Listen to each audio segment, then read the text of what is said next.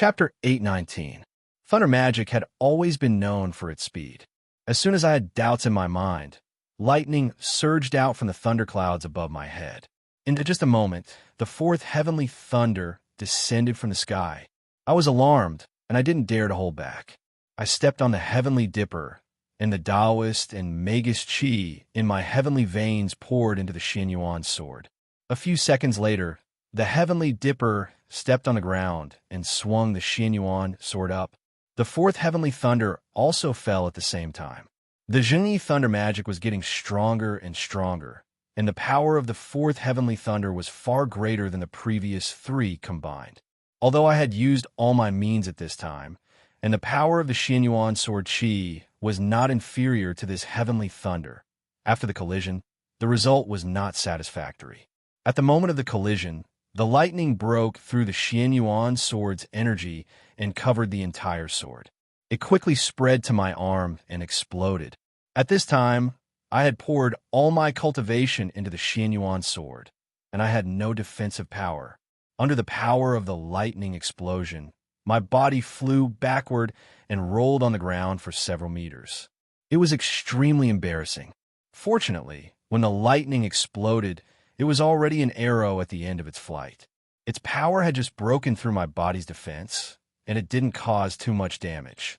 After withstanding the fourth heavenly thunder, my first reaction wasn't to stand up, but to look up at the sky. At this time, the black cloud above my head hadn't dispersed, and it had condensed into a small ball with a diameter of less than 1 meter. It hung there, so deep that it seemed to be able to swallow all eyes. With the previous experience of the fourth heavenly thunder, how could I not see that the smaller the thundercloud was, the more powerful the heavenly thunder would be? I really didn't know what realm this old Taoist cultivation had reached. He could actually summon the fifth heavenly thunder. With such a powerful thunder magic, it was no wonder that the people of Dragon Tiger Mountain never talked reason with others. They did have the capital to be unreasonable. While I was thinking, the low-hanging thundercloud shone brightly, and the fifth heavenly thunder was about to fall. At this time, the Taoist and Magus Chi in my body was exhausted, and it was difficult for me to control the Xianyuan sword. I had no choice but to close my eyes and urge the Yang spirit. As soon as the Yang spirit appeared, I immediately activated the Yang spirit technique, causing my hands to burn with crimson flames. I raised them to face the descending heavenly thunder. Tai Sui Yang God's hands quickly caught the falling heavenly thunder, but strangely, after the two touched, there was no sound, and the heavenly thunder did not disappear either. Instead, it formed a ball of lightning that hovered above the flames. I could clearly feel that the black light contained a huge amount of energy. If I hadn't used my Yang spirit, I wouldn't have been able to resist it. Seeing that the Yang spirit and the heavenly thunder were in a stalemate, I recalled the scene when the fatty had swallowed the divine punishment. I obtained the heaven-devouring art from the second volume of the Death Scripture. Because I had only cultivated the first layer, I didn't dare to use it against my enemies. I only used it once when I was dealing with Old Man Yuan, who had lost his intelligence. I have no other way to deal with this heavenly lightning, so I might as well try the heaven-devouring art. With a thought, I circulated the sky, swallowing secret art, and opened my mouth in an attempt to swallow the lightning. Unexpectedly, when I opened my mouth, Tai Sui Yang God did the same. It opened its mouth and swallowed the heavenly lightning before I did. This surprised me, but before I had time to be surprised, my body suddenly trembled as if I had been electrocuted. Then, a pain as if thousands of ants were biting my heart spread throughout my body. However, the strange thing was that the pain disappeared as quickly as it came.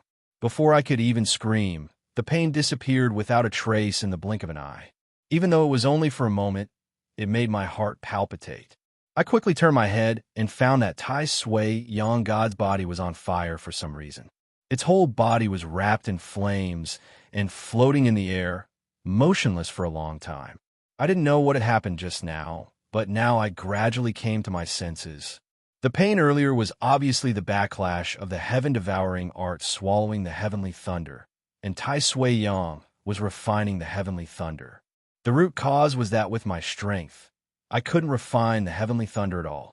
Although the heaven-devouring art could swallow everything, if it swallowed a power that was beyond its own power, it would be severely injured before it could be swallowed. When I swallowed the Tai Sui Yang god in Thailand, it didn't resist.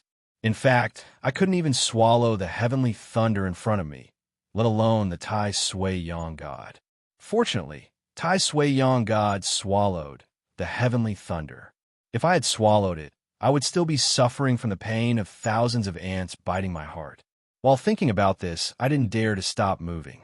I stood up and looked at the heavenly master of Mount Longhu cautiously.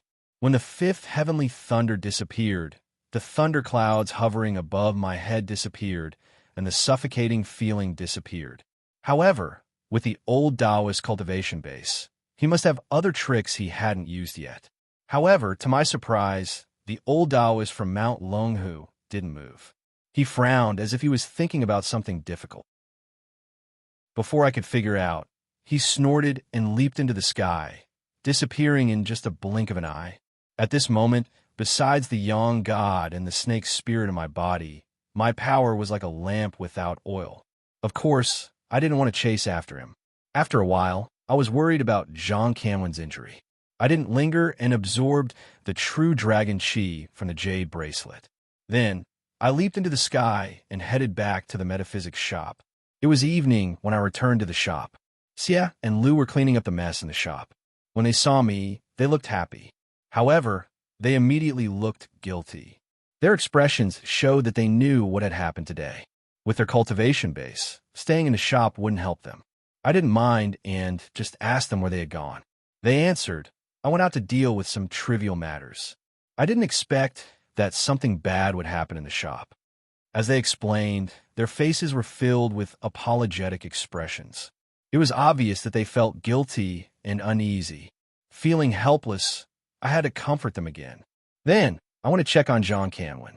When I got to the second floor, I found that the room had been cleaned. Tong Tong was sitting on the sofa. When she saw me, she immediately came to check on me. After confirming that I was okay, she told me that John Camlin was fine and was resting in the room. I used my spiritual sense to check and found that John Camlin's aura had recovered a lot. I guess that Tong Tong had taken good care of him. Also, his breathing was steady, so I didn't disturb him. I casually sat next to Tong Tong. As soon as I sat down, a figure appeared in front of me. It was Lu Ruxu. After he appeared, he didn't say anything. Instead, he directly knelt in front of me, which made me confused. After asking, he said to me with a pleading tone, "Master, please save my lowly wife." His words surprised me. Then, I realized that he was talking about Wu Yue. Did something happen to Wu Yue? I frowned and hurried to ask. Lu Ruxu then told me about Wu Yue's situation with a distressed face. His voice was urgent. Today, he was comprehending the death scripture when he suddenly sensed Wu Yue's call. When he came back to his senses and went to check, he found that Wu Yue's soul was almost gone. Then, he came out to ask me for help. After listening to him, I became worried. I immediately took out the Xianyuan sword and pulled Wu Yue's soul out. As expected, Wu Yue's soul didn't condense with the Xianyuan sword.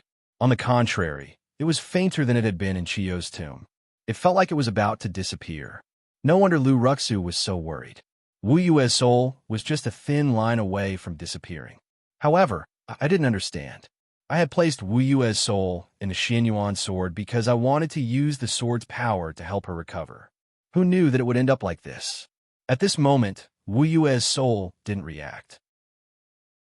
When Lu Ruxu pounced on her and carefully shouted in her ear several times, she moved. However, she still couldn't speak and just stared at Lu Ruxu. This scene reminded me of the scene in Chiyo's tomb. I still remembered Wu Yue's words.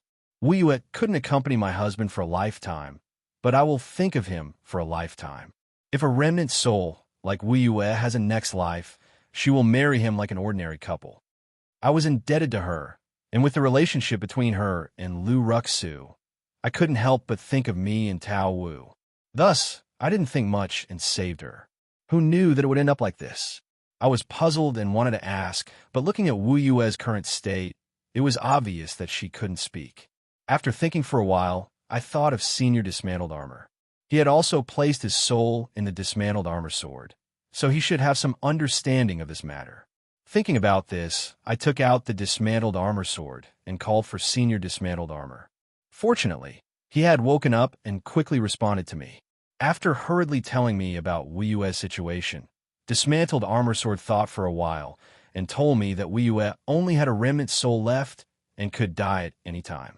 Fortunately, after several months of nourishment from the Xianyuan sword, her injuries had slowly recovered. However, recently, I had used the Xianyuan sword too frequently. In addition, the heavenly lightning had just entered my body. Lightning techniques were the most effective against ghosts, so it affected Wu Yue's soul. After listening to him, I suddenly understood. It turned out that Wu Yue's current state was caused by me. After understanding this, I couldn't help but feel guilty. I quickly asked Dismantled Armor Sword if there was a solution. Chapter 820. How could it be? After hearing that, I was stunned on the spot. After a long while, I came back to my senses. I turned around and looked at Lu Ruxu and Wu Yue, who were hugging each other. I felt really guilty. I wanted to see them get married, but I didn't expect that my actions would harm Wu Yue. After pondering for a while, I pulled myself together. Although Wu Yue's situation wasn't good, as long as he had pure yin energy to nourish him, he would be fine for the time being. I didn't dare to linger. I hurried to stop Lu Ruxu and carefully told her about Wu Yue's condition. After listening to me, Lu Ruxu didn't blame me. She just wanted to use her yin energy to nourish Wu Yue's soul. I hurried to stop her. Wu Yue needs pure yin energy to nourish him. In this aspect, Tong is much better than Lu Ruxu. Of course, Lu Ruxu knew this. She was too concerned about Wu Yue. When I called her, she pulled herself together and begged Tong. Tong was ready. Without waiting for him to say anything, she separated half of her yin energy to wrap Wu Yue's remnant soul. Wu Yue's soul was weak.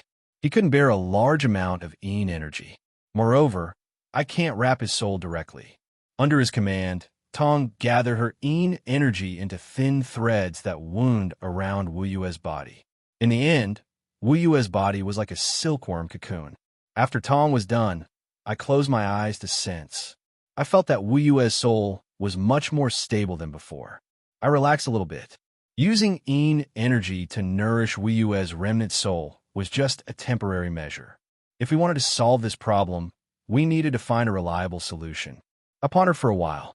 Lu Ruxu was a Taoist of Mount Longhu. He had grown up in Mount Longhu. He had read a lot of books since he was a child. Perhaps he knew some unorthodox methods. After I asked him, he looked pensive. After a long moment, he frowned and said, "I seem to have seen some records, but it's been a long time. I can't remember them clearly.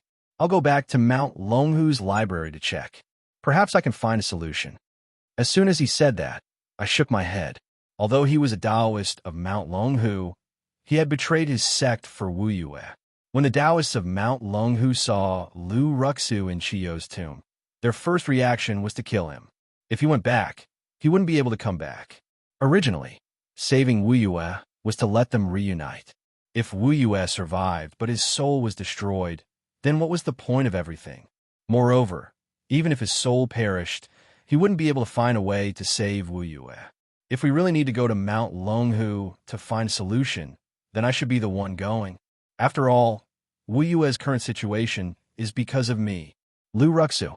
He wanted to say something, but I waved my hand to stop him. He had a doubtful look on his face, as if he didn't understand why I was doing this. I told him my thoughts and hinted that if he had to go to Mount Longhu, it would be safer for me to go.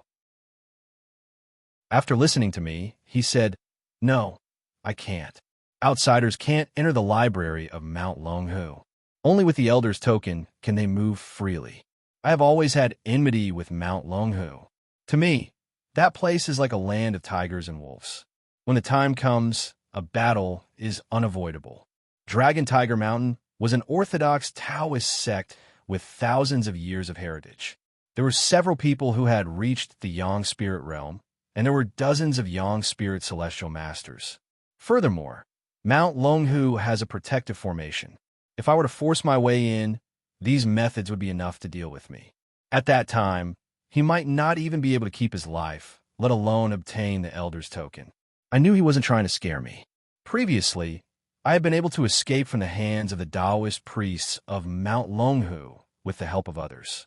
Now that the sacrificial evil spirit was not around, the pupil and the snake spirit were of little use. It was unrealistic to force their way into Mount Longhu. Thinking of that, I also dispelled that idea. However, Lu Ruxu and I couldn't go to Mount Longhu. This was a bit troublesome, and I couldn't help but feel a bit annoyed. Right at this moment, the voice transmission talisman sounded. I released my spiritual power to check. It was a message from the fatty. He told me that his injuries had completely healed. Tao Master Guan had asked him to go down the mountain to gain experience. He asked me where I was. The fatty's news made me snap out of my gloomy mood. I told him that I had returned to Shenzhen and was now in the Feng Shui Xin shop. I didn't have a clue about the current situation, so I didn't want to dwell on it. If there was a way to solve Wu Yue's problem, I would try my best. For a moment, the atmosphere in the shop quieted down. Lu Ruxu wore a gloomy face. She seemed to be thinking about something. After apologizing to me, she went to accompany Wu Yue. When the fatty arrived at the shop, it was already late at night. I saw that he was full of energy and his cultivation base had improved. I was really happy for him. As soon as he saw me, he pulled me aside and asked me to tell him about my recent adventures. I didn't need to hide anything from him, so I started from the time I left Mount Huangwan. However, halfway through the story, I found that Lu Ruxu's aura had disappeared. My heart sank. Did something happen to him? With this in mind, I broke off my conversation with the fatty and hurried into the room. There was only the silkworm cocoon with Wu Yue's remnant soul in the room. Lu Ruxu's figure was nowhere to be seen. However, there was a small line of words carved on the wall. It was left by Lu Ruxu. It said that he had pondered for a long time and had decided to go to Mount Longhu to explore. If he didn't return, he begged me to keep it a secret from Wu Yue. After reading this, my heart was filled with complicated feelings that I couldn't describe. I knew that Lu Ruxu was a prudent person, and that he had made this decision after careful consideration. I just hoped that he could return safely. The fatty saw all of this, and he seemed to notice that my face was a little heavy. Although he was curious, he didn't ask me about it. Instead, I looked at him and took the initiative to tell him about it. I also asked him if he could perform a divination for Lu Ruxu so that I could be more prepared. After listening to me, the fatty immediately agreed. He sat cross-legged on the sand and closed his eyes. After a while, he slowly opened his eyes and told me that the divination was a good sign. His words made me heave a sigh of relief. It seemed that Lu Ruxu could find a way to solve Wu Yue's problem this time. Fortunately, I didn't have anything urgent to do. After he came back, I could deal with it. Since I knew the result, I didn't want to dwell on it anymore. I chatted with the fatty. We chatted for the whole night. The next morning, Lu Ruxu flew back. His soul was a little weak. I guess he had been hurt. Seeing him like that, I hurried to ask what happened. He waved his hand and didn't want to talk about it. He found a solution in the library of Mount Longhu. I knew this from the fatty's divination, but I still wanted to ask him what he had found. He paused and told me everything he had read in the book. From him, I learned that after he had rushed to Mount Longhu, he had sneaked into the library and searched for a whole night. Finally, he had found an ancient book. It recorded something that made him feel that it could solve Wu Yue's problem. According to the book, thousands of years ago, an almighty Taoist master had used the Shinnong cauldron to regenerate his flesh and bones after his death. He had lived in a human world for another 100 years. I was surprised. The Shinnong cauldron was one of the 10 great divine tools, also known as the World Creation Cauldron. It was an ancient cauldron that Shinnong had used to refine hundreds of medicines in ancient times. Because it had accumulated the qi of countless spiritual medicines for thousands of years, it was said that it could refine peerless divine medicines that even the gods in heaven couldn't obtain. Not only that, but there were other mysterious powers hidden within. The expert recorded in the book had relied on the Shinnong cauldron to reconstruct his body. In that case, Wu Yue's situation was worth a try. However, I didn't know where the Shinnon Cauldron was. I immediately asked Lu Ruxu if there was any record of the Shinnon Cauldron's whereabouts in the book. He shook his head and told me, "There's no specific record in the book. It only mentioned that the Shinnon Cauldron recently appeared in the Medicine King Valley." As soon as he finished talking, the fatty answered. He looked pensive and mumbled, "The Medicine King Valley?" Seeing him like that, I was a little suspicious. Could it be that the fatty knew something? Then I asked him about it. After listening to me, the fatty didn't immediately respond. After a while, he said, "Didn't you ask me to pay attention to Marshal Uncle Nangong's movements? A few days ago, I saw him at Mount Huang Wanshan, but he was discussing something with my master, so I didn't go and disturb him. I only vaguely heard them mention the Medicine King Valley. Now that I heard this name again, I feel that it's a little strange." The fatty's words raised a cloud of suspicion in my heart. Ever since the incident with Grandpa Yuan, I noticed that everything that Nangong had done over the years was more or less related to me. The fatty said that he had accidentally heard Nangong and spiritual master Guan talking about the Medicine King Valley. Our current target was also the Medicine King Valley. In my opinion, this didn't seem to be a coincidence.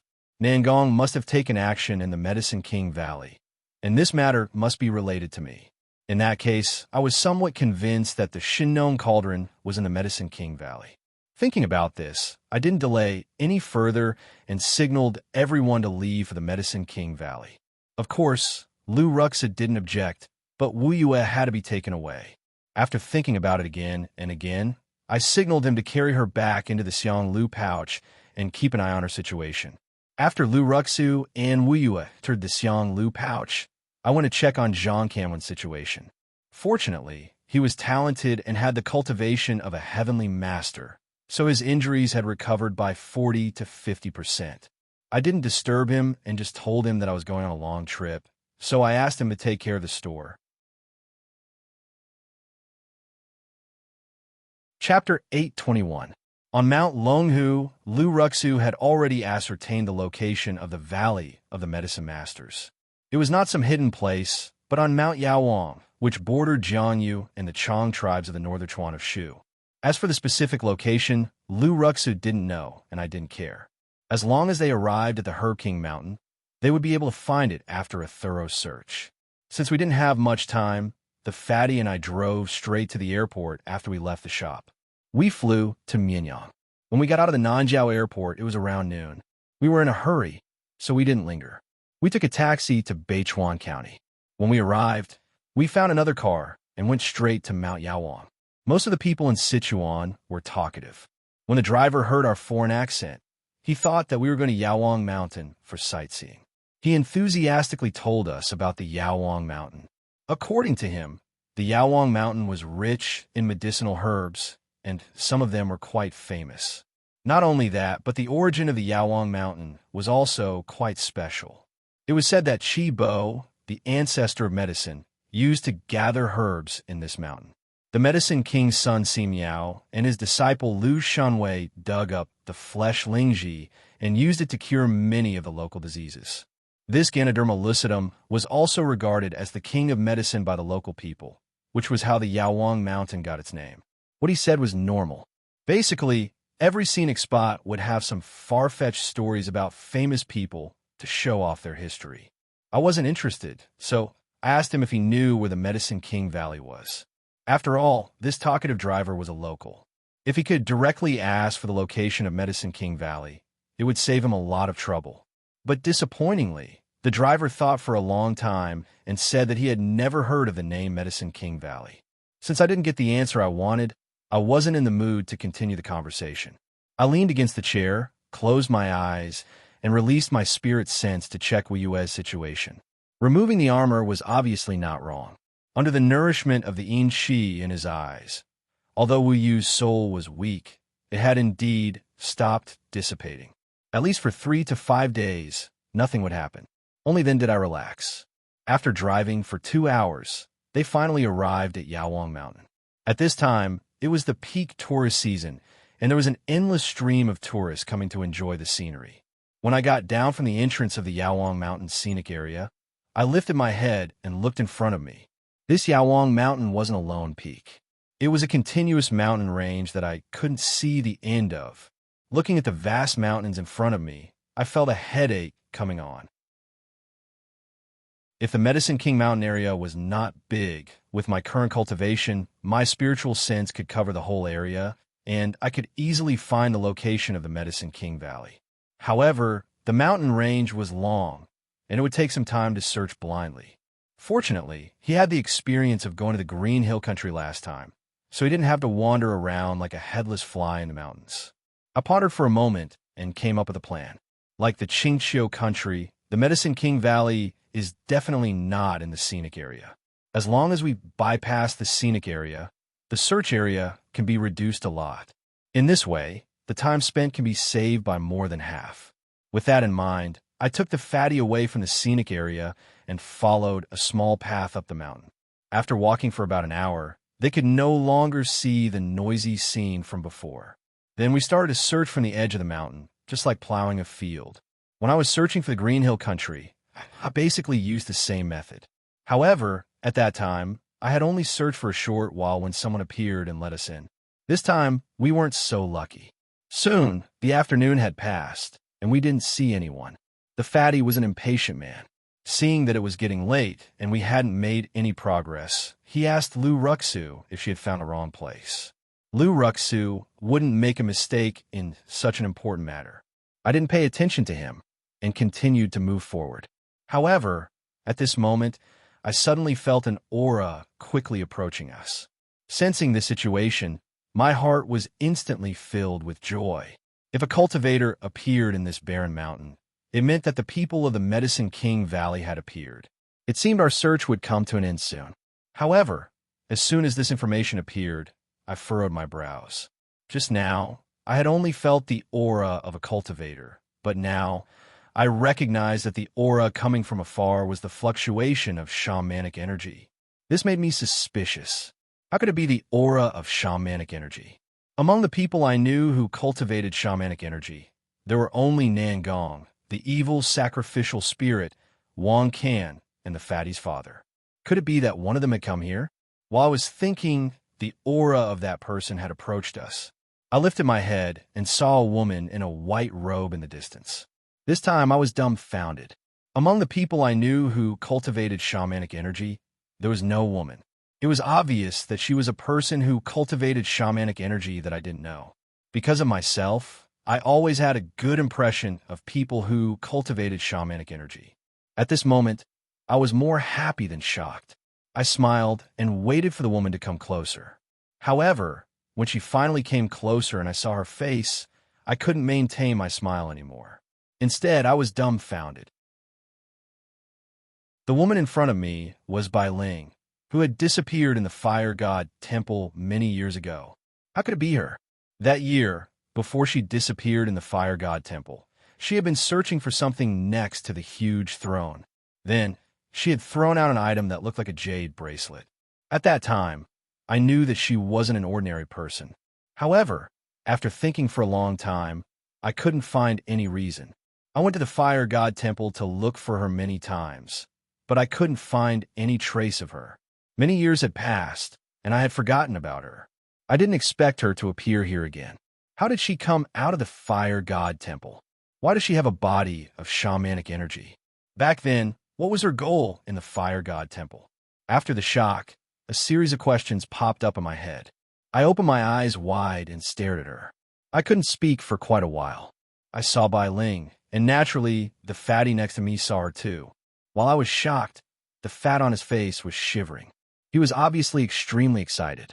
Back then, the fatty and Bai Ling were a pair of quarrelsome lovers. They quarreled with each other and were very intimate. I had once thought that the two of them would get together. Who would have thought that so many things would happen after that? However, after so many years, I hadn't heard of any progress in the fatty's relationship. Now that he was so excited, it was obvious that he was still thinking about Bai Ling. He could be considered an affectionate person. The fatty's emotions calmed down faster than mine. He walked to Bai Ling's side and seemed to want to smile. However, he only pulled an expression that was uglier than crying. His throat trembled for a long while. When he spoke, He wasn't as relaxed as when he was playing with Bai Ling back then. Instead, he spoke with difficulty. After I came out, I went back to look for you many times. I thought you... Have you been well all these years? The fatty's words were messy. It was obvious that his emotions weren't stable. However, when Bai Ling heard what he said, her expression didn't change. She didn't even look at the fatty. After keeping silent for a while, she nodded and replied, The fatty wanted to say something, but when he opened his mouth, he couldn't make a sound. He could only look at her passionately. His gaze was overflowing with affection. Bai Ling still didn't pay attention to him. Instead, she turned to look at me and frowned. Why are you here? Back then, we had experienced life and death together. Her indifferent attitude towards the fatty had already made me feel strange. Now, her words that came out of nowhere made me even more puzzled. Thus, I asked her, what do you mean? Bai Ling put away the puzzled expression on her face and cupped her hands at me. The two of you are heading to Medicine King Valley, right? I've been ordered to pick you up. Please follow me. Then, she didn't say anything else. She turned and walked away. The fatty and I exchanged glances and quickly followed her. Although we were puzzled, Bai Ling didn't want to say anything and we couldn't interrogate her. We could only follow her and decide what to do next. On the way, I pondered. Since Bai Ling had appeared here, it was obviously related to Medicine King Valley. I didn't find it strange. What was strange was that from what she had said, it was obvious that someone had asked her to pick us up. Who could it be? Considering Bai Ling's witchcraft energy and what the fatty had said about Nangong's relationship with Medicine King Valley, I guessed that Nangong had something to do with this. Could it be that the person Bai Ling had mentioned was Nangong? I wanted to ask Bai Ling, but seeing her cold attitude, I guess she didn't want to talk about it. So I didn't ask. When we arrived at Medicine King Valley, everything would be clear. Bai Ling continued forward and soon arrived at a kernel. Only then did Bai Ling stop in her tracks. I looked around. There were cliffs on both sides, and there were no houses or farms in between. It didn't look like we were in Medicine King Valley. However, Bai Ling turned around and told me, use your witchcraft energy to cover your body. Only then can we enter Medicine King Valley. As soon as he said that, I immediately understood that there should be a restrictive spell here. I didn't doubt him and immediately circulated my witchcraft energy to cover my body. However, although the fatty was a descendant of the 9 cauldrons, he cultivated Tao energy. He couldn't enter by himself. Thereupon, I released my witchcraft aura and enveloped his body. Seeing that we were ready, Bai Ling didn't say anything. She directly jumped into the mountain stream on the left. With my current cultivation base, I knew that the mountain stream on the left was where the Medicine King Valley's restriction formation was. I didn't hesitate. I wrapped the fatty around me and followed behind Bai Ling. After jumping, our bodies fell for a while. Soon, a white mist floated in front of us. When the white mist dispersed, we found that we had landed on soft ground. The scenery in front of us had changed completely. We were surrounded by farmlands that had been fenced into herb gardens of the same size. In each herb garden, there was a single herb. Between the herb gardens, there were crisscross paths. I could see some people on the paths and in the herb gardens. I sniffed, and my nose was filled with the fragrance of herbs. Needless to say, this was Medicine King Valley. While I was still looking around, Bai Ling urged me from the exit in front of me. When I turned around, she had already started to walk forward. I hurried to catch up with her. After walking for a while, we arrived at the foot of a small mountain. There were a few thatched cottages, and in front of the cottages was a big cauldron. My eyes were immediately attracted by the big cauldron. The cauldron didn't fall to the ground but floated in the air. It had a square abdomen for legs and a green body. The body of the cauldron was covered with strange patterns. At first glance, I knew it wasn't an ordinary cauldron. I had been with the Xinyuan sword for a long time, so I could easily sense the power of a divine weapon from the cauldron. Thus, I quickly determined that this cauldron was the Shinnon cauldron.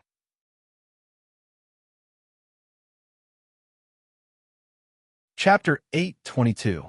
Hearing this voice, I turned around. Who else could it be but Nangong? I had already expected it, so I wasn't surprised to see Nangong. I hurried to greet him with the fatty. After greeting him, The fatty was still immersed in his entanglement with Bai Ling and didn't say anything. I asked Nangong, "How did you know I was coming here?" I had long been used to the fact that Nangong knew everything about me. It was just a casual question, but I didn't expect Nangong to shake his head and tell me that he didn't know I was coming here. After sensing my aura, he asked Bai Ling to go out and pick me up. Hearing that, I couldn't help but be surprised. At this time, Nangong smiled and said, "This Medicine King Valley is the refuge of my witch tribe. While I'm not with you, I stay here. Originally, I planned to take you here, but I didn't expect that you would come here yourself. Tell me, how did you find this place, and why did you come here?" I wanted to ask about Bai Ling, but after hearing Nangong's question, I had to suppress my doubts and tell him the reason for my trip in detail. After listening to me, Nangong nodded and said, "Although I wasn't with you at that time, I know the whole story. She was kind to you, so it's natural to save her remnant soul. You don't need to be impatient. That cauldron is the Shinnon cauldron. You can use it." With his consent, I was relieved. I hurried to take out Wu Yue's remnant soul from the Shangliu bag and handed it to Nangong. Nangong went over and activated the Shinnon cauldron, placing Wu Yue's remnant soul in it. Then he told me that the Shinnon cauldron's nourishing and reconstructing effect was unparalleled, but Wu Yue was a lonely soul without anything to rely on. It was impossible to reconstruct a body for the time being. I had to nourish the remnant soul first and make it stronger. With Wu Yue's current remnant soul, if he wanted to reconstruct a body, it was almost the same as creating a new life. Of course, I knew the difficulty. I didn't expect to use the Shinnon cauldron to do it, so I was prepared and nodded. After settling the matter with Wu Yue, Nangong looked at me with gratification in his eyes. "I haven't seen you for a while. Not bad. You've finally advanced to the Yang God realm." I nodded but didn't answer. I had an indescribable feeling in my heart. All along, Nangong's movements and whereabouts have always been extremely secretive. However, to me, he has always played the role of a father and brother. Many times, even his gaze when he looks at me carries a kind of intense expectation, as though he is anxiously waiting for me to grow up. I vaguely understood the reason, but could not articulate it. At that moment, Nangong changed the topic. He pointed at his surroundings and said, "The remaining members of the sorcerer tribe are basically all in this valley. Since you're here, let's go out for a walk. The people here have been waiting for you for a long time. Wait for me." I frowned as I didn't understand. At that moment, Bai Ling, who was beside me, suddenly exclaimed. She looked at Nangong in astonishment and asked loudly, "Are you saying that he is the saint?" Saints? I was not unfamiliar with this title. Wang Can and Lin Aching had called me that, but they were members of the Nine Cauldrons clan. Why would Bai Ling say that? Could it be that she and Nangong were also members of the Nine Cauldrons clan? I recalled that Wang Can and Lin Aching both cultivated sorcery energy. Could it be that the Medicine King Valley was also one of the Nine Cauldrons clan? Or the Nine Cauldrons clan was the sorcerer tribe? As soon as I thought of this, I shook my head. The Nine Cauldrons clan got their name from the Nine Cauldrons. However, the Medicine King Valley, or Nangong and Bai Ling, obviously had nothing to do with the Nine Cauldrons clan. I couldn't think of an answer. At that moment, Nangong nodded slightly at Bai Ling, confirming her words. After getting the confirmation, Bai Ling was even more shocked. She was stunned for a long time. Suddenly, she knelt in front of me and called me saint. I was already used to the etiquette of Wang Can and the people of Wanwu Grotto Heaven. At that moment, I didn't feel any discomfort. However, Bai Ling was someone I had known for a long time. After hesitating for a while, I didn't know how to deal with her. I could only ignore her for the time being. I turned to Nangong and asked him about my doubts. Nangong didn't participate much in the Nine Cauldrons clan's matter. However, there were few things that he didn't know about me. After hearing my question, he smiled and told me that the Nine Cauldrons clan cultivated witchcraft energy. Naturally, they were also members of the sorcerer tribe. However, they were considered as another inheritance of the sorcerer tribe, which was different from the Medicine King Valley. As for my identity as a saint, he smiled and explained that when Shino passed away, there was a prophecy that a saint would be born. I was the saint who was born. Hence, regardless of whether it was the Nine Cauldrons clan or the Medicine King Valley, they all recognized my identity as a saint. I still didn't understand what he had said. According to what he had told me previously, as well as my experiences in the past few years, I basically knew that I was the reincarnation of Monster King June and Emperor Ku. However, regardless of whether it was Monster King June or Emperor Ku, they had nothing to do with the sorcerer tribe. I could understand if it was said that I was a living saint of the monster tribe. However, it was unbelievable that I had become a saint of the sorcerer tribe. When I asked Nangong about it again, he shook his head and told me not to be anxious. I would find out later. Since he wasn't willing to say it now, I naturally didn't probe further. Just as I was about to follow him out, Bai Ling, who was at the side, asked me again, "Saint, do you know the whereabouts of the saintess?" His words made me confused again. I was familiar with the term saint, but what did the saintess mean? I was confused. I turned to look at Nangong, but he didn't speak. Instead, he was talking to the fat man at the side. Helpless, I could only ask Bai Ling who the so-called saintess was. Bai Ling seemed to be puzzled that I didn't know the identity of the saintess. He said that he had gone to the fire god temple to look for the saintess. Hearing what he said, I was shocked. Besides the silver-eyed man, there was only Tao Wu in the fire god temple. Could the saintess that he mentioned be Tao Wu? I had always been curious about Tao Wu's identity, but she didn't want to tell me. Who knew that I would get some unexpected news here? After I calmed down, I asked Bai Ling, "Is the saintess she mentioned Tao Wu?" Hearing the name Tao Wu, she was stunned. Then, she nodded.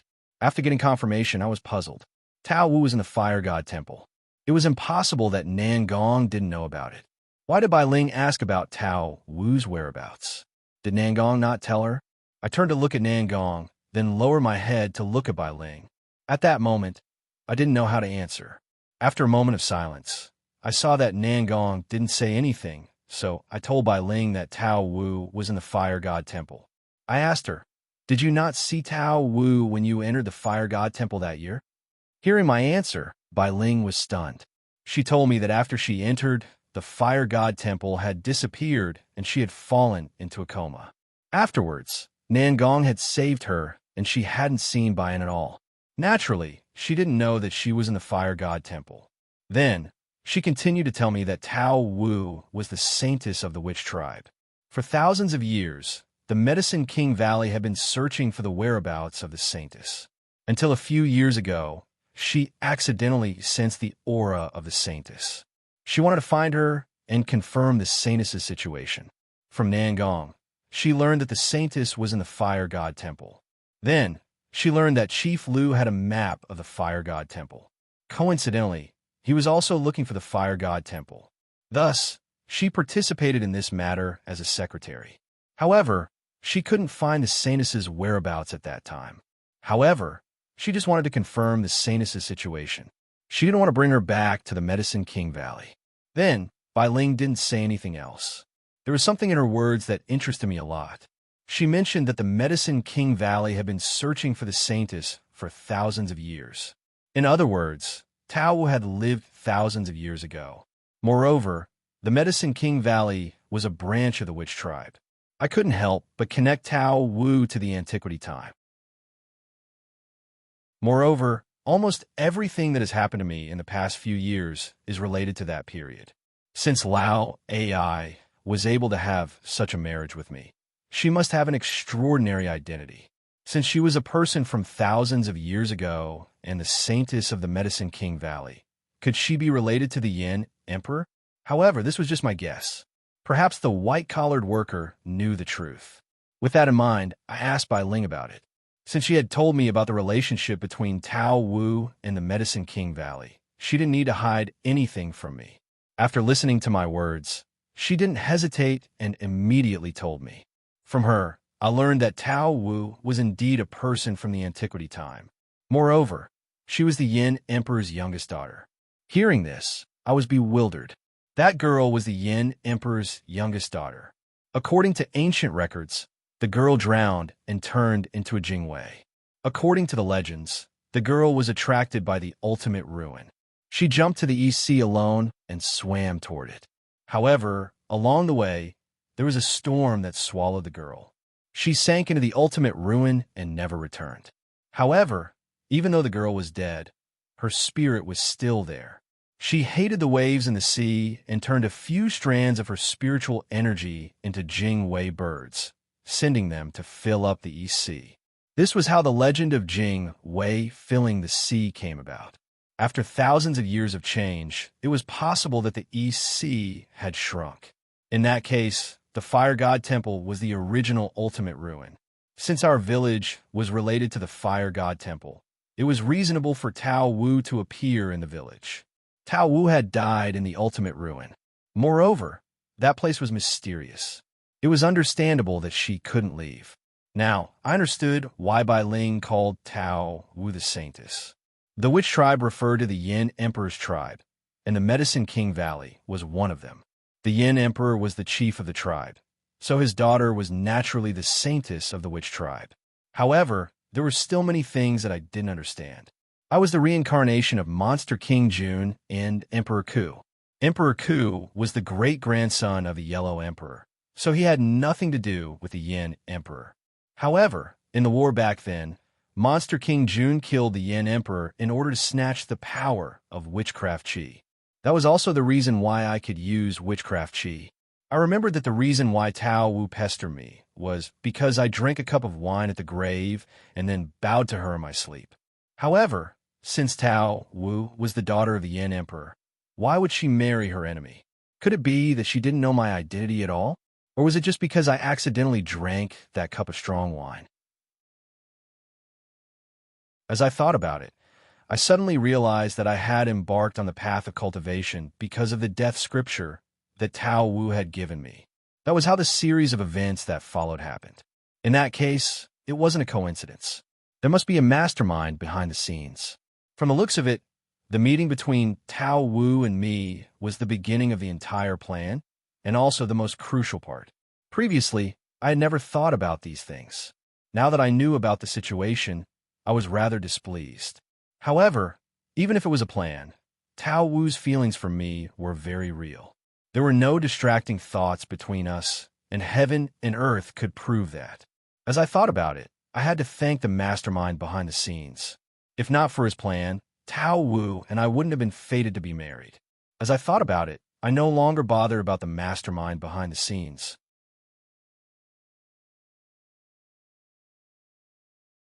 Chapter 823. The revelation of Bai An's identity made me fall into a daze. My mind was in a daze, and I didn't make a sound for a long time.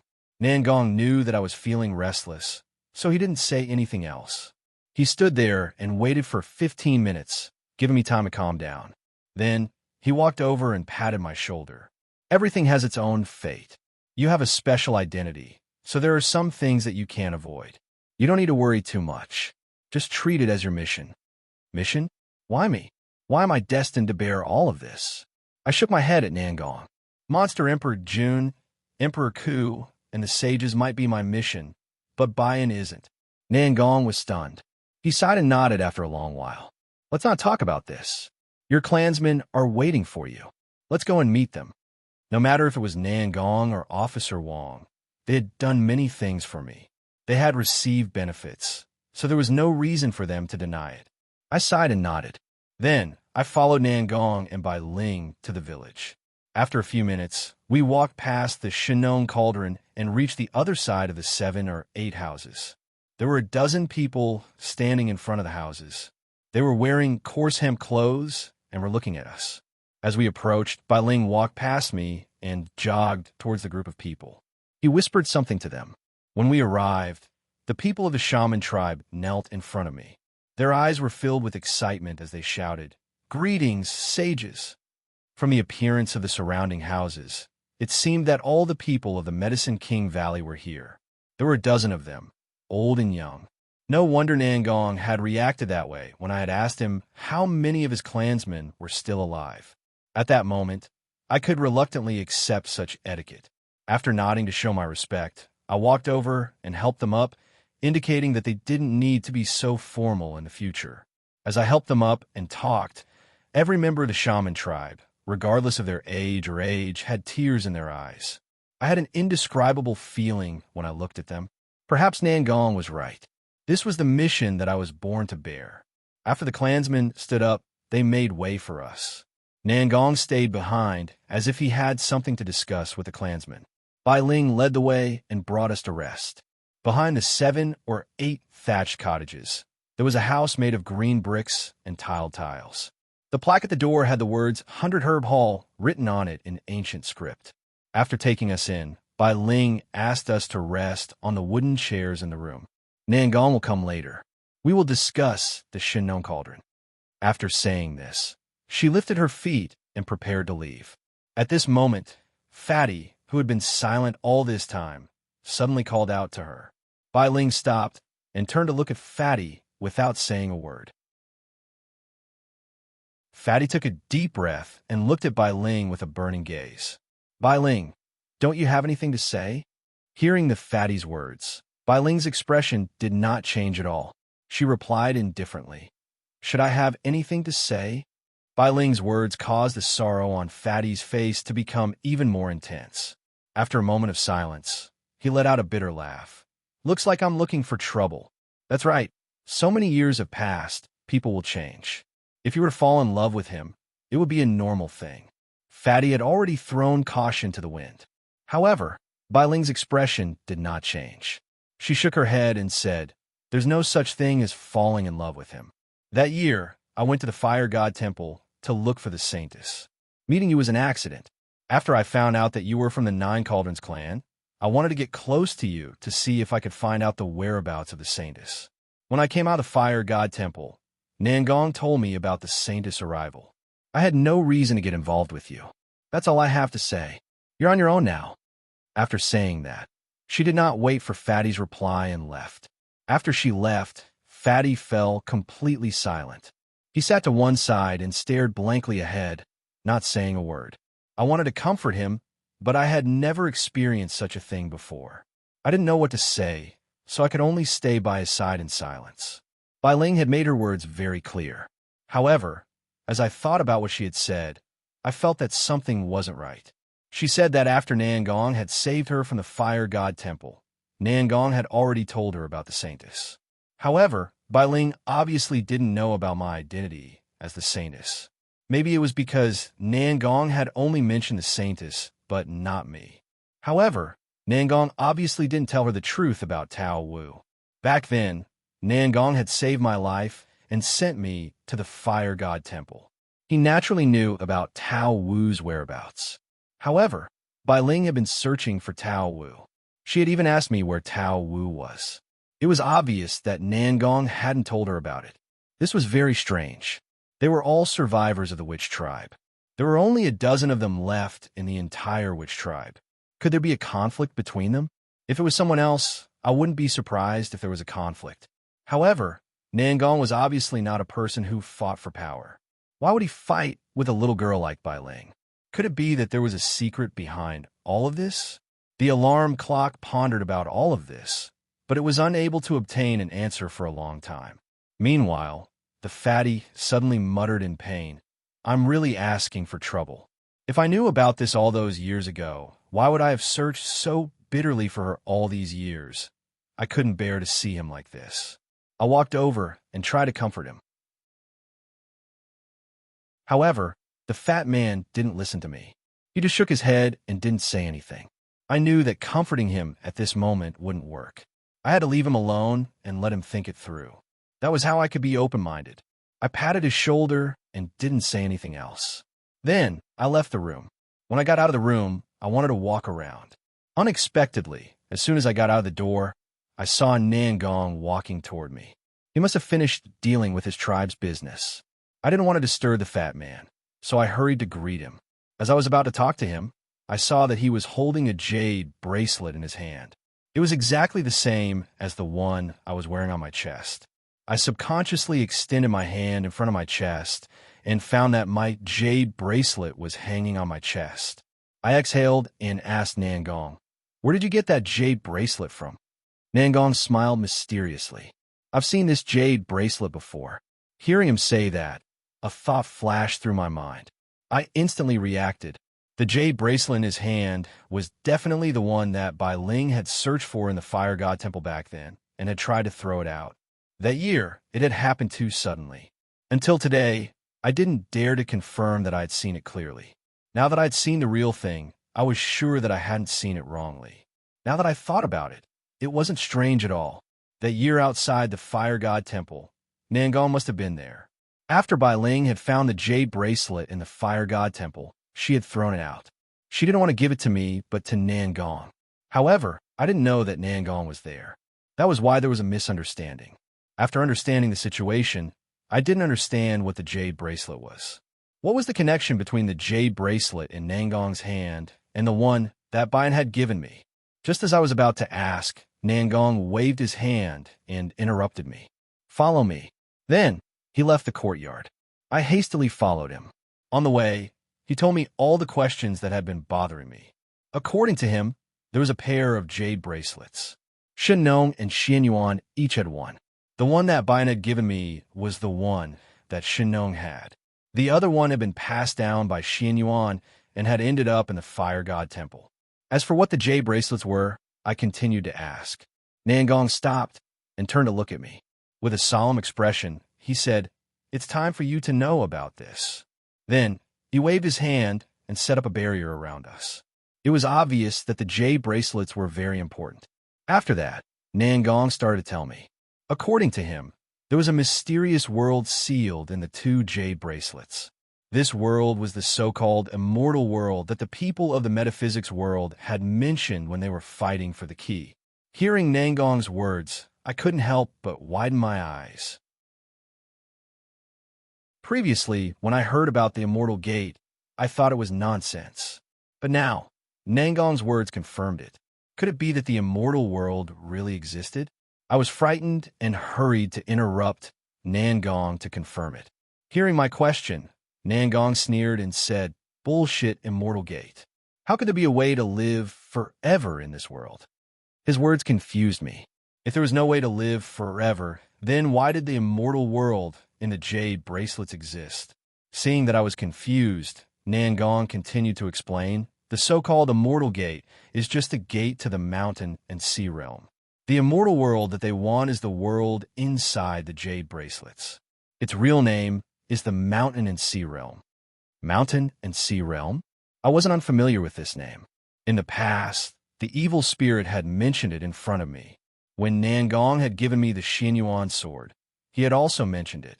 He said that it was the world that Shen Nong had lived in. After the Great War of the Wilderness, the demon folk invaded the mountain and sea realm. Later, Shen Nong transformed into a barrier that sealed the entire mountain and sea realm, and then vanished into the void. The metaphysical world was fighting over the mountain and sea realm, all for the sake of opening the mountain and sea realm. My expression was one of shock. Nangong continued, "The mountain and sea realm has a large number of shamans and demon folk trapped within it. It has been sealed for thousands of years, and I have no idea how the shamans are doing. During all these years, I've been preparing to open the mountain and sea realm. I want to open the gate and let the shamans out." With that, he sighed. "The shamans are already on the wane. If we don't open the mountain and sea realm, then it won't be many years before the shamans completely disappear." This time, he didn't hold anything back and told me everything that had been on his mind. However, after he finished speaking, I recalled that in addition to the shamans, there were also the demon folk in the mountain and sea realm. According to the information that Nangong had given me, the demon folk had once invaded the mountain and sea realm. Considering the power of the demon folk, it was highly likely that there were still quite a few of them in the mountain and sea realm. If the mountain and sea realm was opened, wouldn't the demon folk also come out? Although there were demon folk like the Qingqiu tribe, they were few and far between. Normally, they lived in seclusion. However, if the mountain and sea realm opened and a large number of demon folk came out, they would definitely wreak havoc in the world. What will we do then?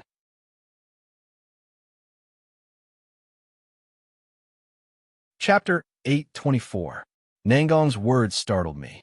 His words clearly implied that after I die, I don't care what happens. Clearly, in order to save the shaman tribe, He didn't care about the consequences. He didn't care, but I couldn't calm down. No matter what mission I had, no matter where I came from, I was a human. There was no doubt about that. If the world was in chaos, would I be able to stand by and watch? I didn't know where I stood after receiving this sudden information. I stared blankly for a long time, not knowing what to say. At this time, Nangong said to me with deep emotion, although Shinnong had a prophecy that the sage would come into being and our shaman tribe would rise again, a prophecy is just a prophecy. We still need to prepare for the opening of the mountain and sea realm. Although your cultivation base has reached the young god stage, it's still too low. You need to increase your cultivation base as quickly as possible. At this moment, I was confused and subconsciously asked, "What? Do you need me to do anything about this?" Nangong smiled. "The jade bracelet is in your hands. What do you think?" I smiled wryly. He was right. The jade bracelet was in my hands, and it was given to me by Bayan. No matter what was inside, I had no reason to abandon it. More importantly, the metaphysics world was fighting over the so-called key to open the gate of immortality. That key was Yi Piampian, Yi Maolon, and the others. How could I stay out of this matter when it concerned Yi Piampian? Thinking of this, I grew anxious.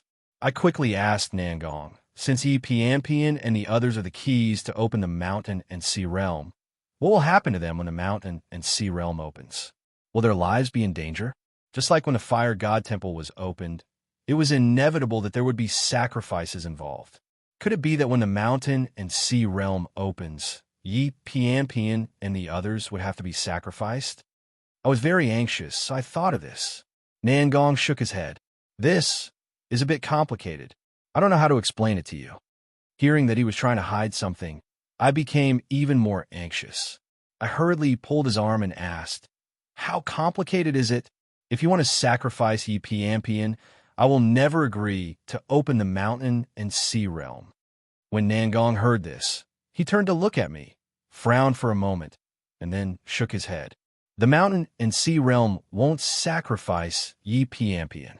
They are just tokens.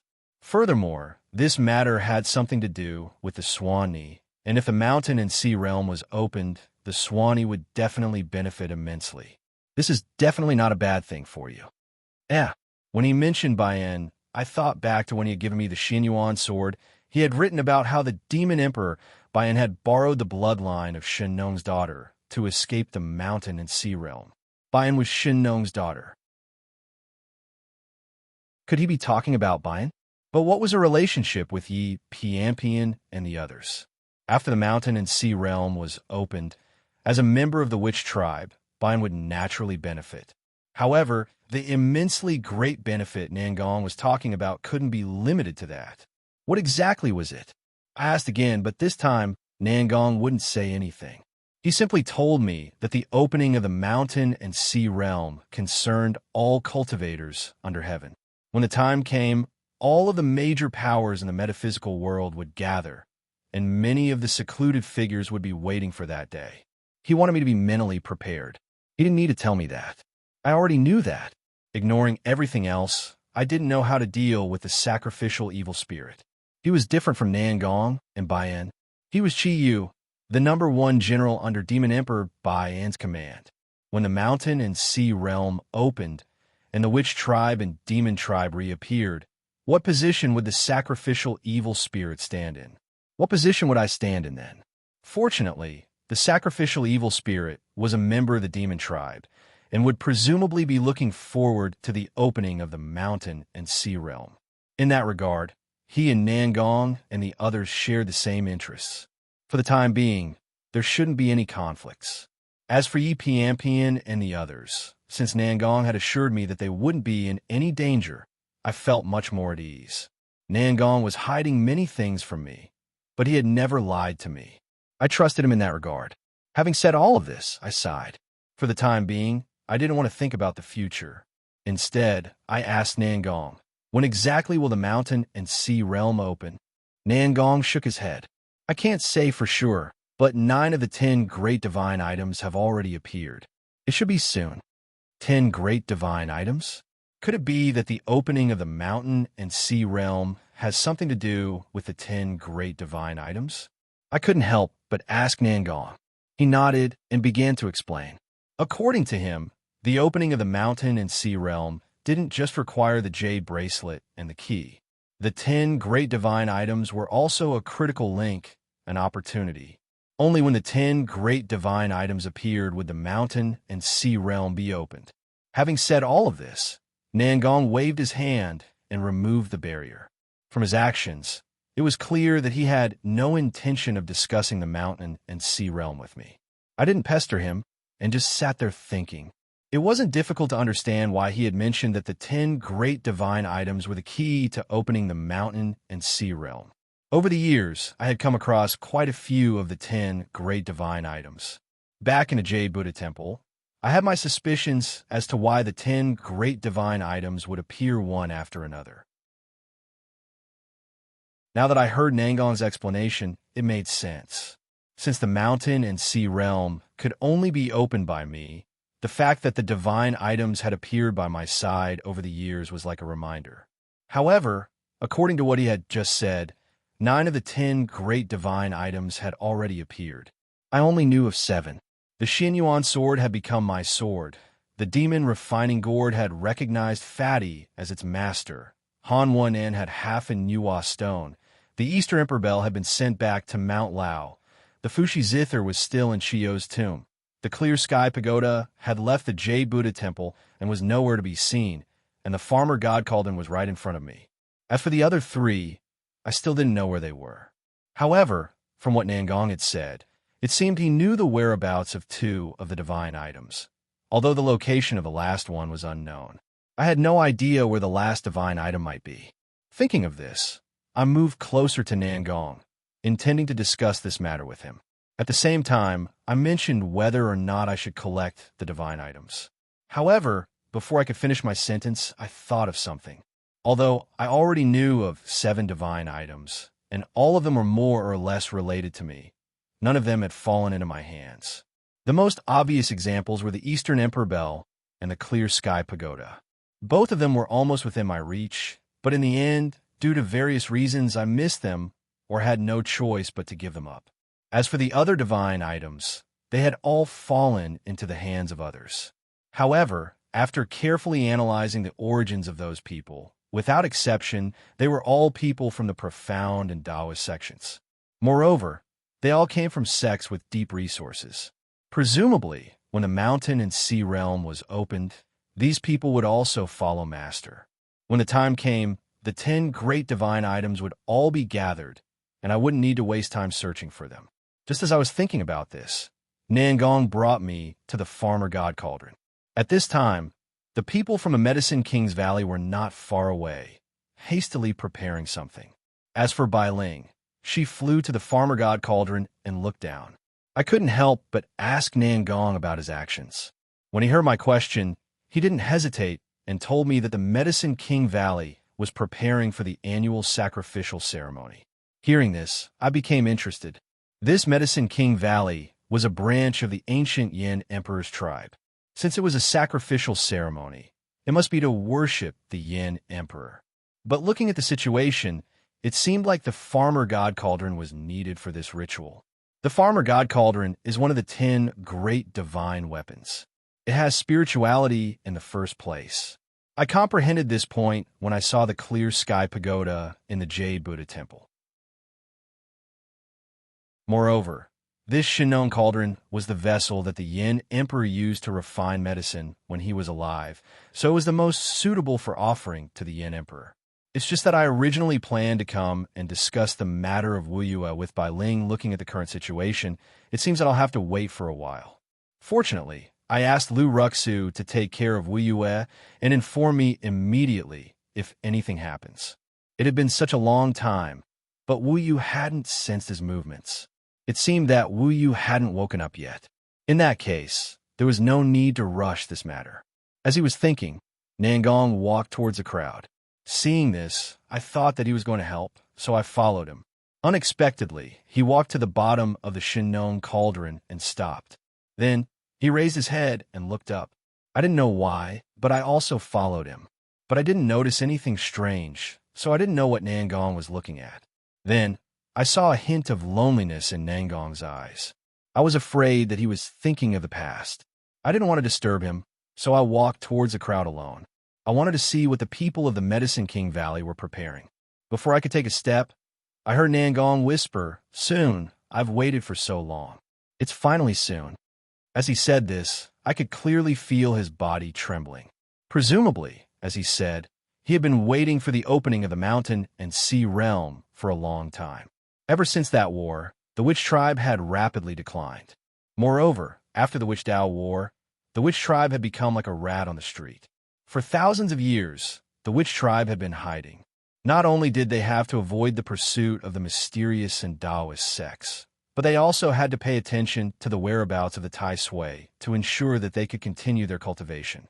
Apart from that, they also had to prepare for the opening of the mountain and sea realm. None of these things were easy. But looking at Nangong, it seemed that he was the one who planned all of these things. Although he looked a bit older than me, the emotions he showed made him seem like a participant in the war. I had my suspicions about his origin. There were some things that even the sacrificial evil spirit didn't know about, but Nangong knew. In my opinion, he was the same as the sacrificial evil spirit, an ancient person. I had never asked him about this before, and he had never mentioned it to me.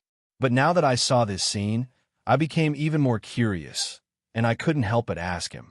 After thinking it over, I couldn't suppress the impulse in my heart. I approached Nangong and told him what I was thinking. Nangong didn't reply immediately. After a long time, he withdrew his gaze from the farmer god cauldron. He paused for a moment, then said to me, "Since things have come to this, I won't hide it anymore. Didn't you ask me why I said that there was a divine tool that hadn't appeared yet?" I had only wanted to test him, but I didn't expect that he would really tell me about his origin. His sudden change in attitude surprised me, and I didn't respond to his question. Nangong didn't feel surprised when he saw me like this. He continued, "I know about the divine tool that you've seen. I also have a divine tool on me, and I relied on it to come here."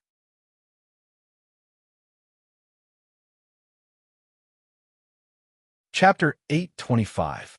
It was a mirror. The surface of the mirror looked like white jade with strange patterns carved on it. The pendant at the bottom was woven with golden threads. After the shaman energy dispersed, the mirror exuded a pure spiritual energy. When I got close to it, I felt refreshed. I've seen a few divine tools before, but most of those divine tools had chaotic aura around them. This mirror, on the other hand, is filled with spiritual aura. I don't know what it's made from, but it's very extraordinary. No wonder Nangong would wrap it up with shaman aura. If such pure spiritual aura isn't isolated, I'm afraid it'll attract a lot of attention. The 10 divine weapons all had their names. From their appearance, I could tell that this mirror was the Kunlun mirror, one of the 10 divine weapons. According to the ancient records, the Kunlun mirror belonged to the Queen Mother of the West. It had the Tai Xian mark, which allowed it to connect the heaven and man worlds, break the space and time, and understand the mysteries of the heavens. In the legends, the Kunlun mirror was placed in the Kunlun Palace above the 9th heaven of the Kunlun Mountains. However, during the Queen Mother of the West's birthday, the mirror was stolen, and its whereabouts were unknown. After the shock from the Kunlun mirror faded, I remembered what Nangong had said. He said that he came from that time. What did he mean by that time? In the legends, the Kunlun mirror had the power to travel through space and time. Did Nangong mean that he came from the ancient time to the present time? How could it be? Seeing that I was stunned speechless, Nangong's expression remained calm as he nodded at me with a smile. "Your guess isn't wrong. I'm indeed an ancient person. With the help of the Kunlun mirror's divine power, I accidentally opened a space-time tunnel and came to this day." Although I had a guess in my heart, after hearing him confirm it, my head buzzed, and I felt a little confused. As a cultivator, I had a deep understanding of power. The reincarnation he had mentioned was related to the ultimate power of life, which wasn't something I could understand in my current realm. However, after thinking about it carefully, I could imagine it. But now, Nangong had said that he could open a space-time tunnel and travel through the ancient time. It was something I couldn't even imagine. What kind of power was that? Even the immortals who had ascended couldn't do that, could they? Otherwise, if they could travel through space and time, they could avoid aging and death. The Kunlun mirror was known as a divine artifact. Could it be that these divine artifacts really contain the power of gods? I was speechless for a long time. Nangong kept the Kunlun mirror and continued to explain to me with a smile. So, my real identity is that of the ancient witch tribe, the descendant of Boi. Hearing his words, I temporarily woke up from my daze. After Boi, when I heard the two words Boi, I subconsciously thought of the Boi of the late Shang dynasty, who was known by Confucius as the ancient sage. Legend has it that during the final years of King Zhou of Shang, the prince of Lone Bamboo Country was named Mo Yun. He was friendly and respectful to his younger brother, and was loyal to the king. After the fall of the Shang dynasty and the emperor of Zhou took over the world, Boi missed his homeland and ate the grain of the Zhou dynasty out of shame. He starved to death on Mount Shouyang. His loyalty was spread for thousands of years, and he was given the title of Boi. He is the descendant of the Shang king. To a certain extent, he is also the descendant of Emperor Ku. In that case, Nangong is still my descendant?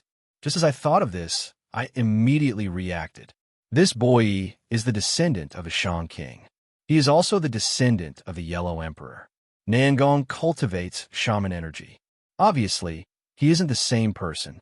Thanks to the time I'd spent studying the ancient books, I immediately thought of another Boi after denying Mo Yun. The 14th descendant of the Yan Emperor and the grandson of Gong were also called Boi, since they were in charge of the sacrificial rites of the four sacred mountains. They were known as the Foryu clan. The Boi that Nangong mentioned was obviously the Boi of the Foryu clan.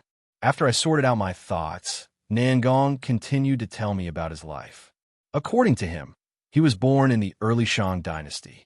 At that time, the era of the ancient gods had ended, and the battle of the witches was at its fiercest. Because of the 100-year battle between Emperor Ku and Monster King Jun, everyone in the world was chasing after the Tai Sui and killing the witch tribe. There weren't many witch tribes left, and the people of the witch tribe were dying off. His father was the leader of the Foryu clan at that time. At that time, the Foryu clan didn't have the glory of the ancient times. From the moment he was born, he was always on the run. Later, his father was killed, but he escaped under the protection of his clansmen. In the end, he learned about it from his clansmen. At that time, he was young and didn't know why he was being hunted. When he became an adult, he learned about it from his clansmen. From then on, the legacy of the witch tribe became his lifelong dream. However, given the current situation, the witch tribe would soon disappear. After thinking about it again and again, he decided to find the scattered members of the witch tribe and try to unite them. However, he was too weak. Every time he found his clansmen, he couldn't protect them. He could only watch as his clansmen died one by one in front of him. In his despair, he found out the truth about the mountain and sea realm from the books his father had left him. He made up his mind to rescue the witch tribe. However, his strength alone was limited. Against the power of the ancient gods, there was nothing he could do. Later, he was hunted down, and in a desperate situation, he accidentally obtained the ancient divine artifact, the Kunlun mirror. However, not long after that, he was forced into a dead end. Before he died, he recited Shinong's prophecy recorded in his father's ancient book and offered his soul and blood as an offering to the Kunlun mirror. He had wanted to increase the shaman tribe's kismet with his obsession before he died, but he did not expect that he would open his eyes thousands of years later. His story sounded like a story from the Arabian Nights. However, when I thought about all the things he had done and all the things he had said to me over the years, it seemed that there was only one explanation. After thinking about it for a long time, I finally accepted Nangong's story and asked him about his relationship with the Medicine King Valley. He said that after he woke up, he searched for shamans all over the world and finally found the only remaining shaman tribe. Since then, he has been living in this place, and according to Shinong's prophecy in ancient times, he has slowly set up everything and waited for me to be born. Until that year when I met Bayan, he sensed the birth of the Holy Maiden. After searching for a few years, he finally found me and arranged for Bai Ling to visit the fire god temple to search for traces of the Holy Maiden. Until everything that happened after that, he was involved in it. According to Nangong's story, I thought about it from beginning to end and finally understood the logic behind it. However, my heart ached. I didn't know what Nangong had been thinking during those thousands of years to be able to do all of this. If it were me, I wouldn't have been able to endure it. While sighing in my heart, Nangong revealed a relaxed expression as he revealed the secret in his heart. After laughing twice towards the sky, he patted my shoulder and said, "In the end, the heavens will not sever a man's path. After so many years of planning, there is finally hope. It can be said that I didn't suffer all those years in vain. All right, let's not talk about this for now. Our sacrificial ceremony is about to begin." Then he pulled the dumbfounded me back to the empty space next to the Shinnon cauldron. Seeing me, the busy witches wanted to kneel down to greet me. After I stopped them, they didn't stand on ceremony. They said that the auspicious time for the ceremony was about to arrive and that there were many things that had yet to be arranged. Thus, they didn't want to talk to me anymore. After getting my promise, they continued to busy themselves. The annual ceremony of the witch tribe to worship the Yin Emperor was naturally very important. I didn't dare to disturb them, so I followed Nangong and watched from the side. The witches were holding animal skulls in their hands. It seemed that they had stored them for many years. The skulls were neatly arranged in the shape of a bull. Seeing this, I remembered that the bull was the totem of the Yin Emperor's tribe. According to the ancient records, the Yin Emperor had a human body and a bull head. He grew up in Jiangshui. The Yin Emperor had a bull head and a human body. It seemed that using the totem for the ceremony was very particular. While I was thinking, the totem was completely arranged. However, the dozen of them didn't stop. Instead, they used torches to surround the totem. After doing this, those people stared at the raging flames on the torches with burning eyes. From the looks of it, it seemed that something was about to happen. However, I didn't know much about the ceremony, so I wanted to ask Nangong about it. Unexpectedly, before I could speak, Bai Ling descended from the Shinnon cauldron. After she bowed to me, she didn't wait for my response and loudly announced that the auspicious time had arrived. She wanted to lead the tribe to welcome the Yin Emperor. I was stunned when I heard that. The Yin Emperor's sacred arrival? How could it be? Seeing me in a daze, Nangong explained to me with a smile. Every year, the Medicine King Valley will hold this sacrificial ceremony in order to bring back a shadow of the Yin Emperor. That's why it's called the Yin Emperor's Sacred Carriage. This shadow contains the pure power of the Yin Emperor's shaman energy. It can be used by the tribe to cultivate. After explaining, Nangong gestured for me to stay where I was. He walked over and stood with the tribe members. He was the descendant of Boyi and the direct descendant of the Yin Emperor. Of course, he had to participate in this kind of ceremony. I didn't find it strange. I just stood there and thought about what he had said.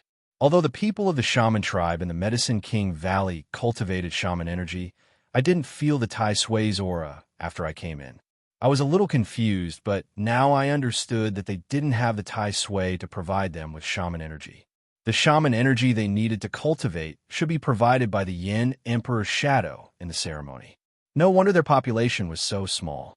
Thinking about that, I couldn't help but remember how Nangong had created the Tai Sui. At this time, the Tai Sui was hard to find.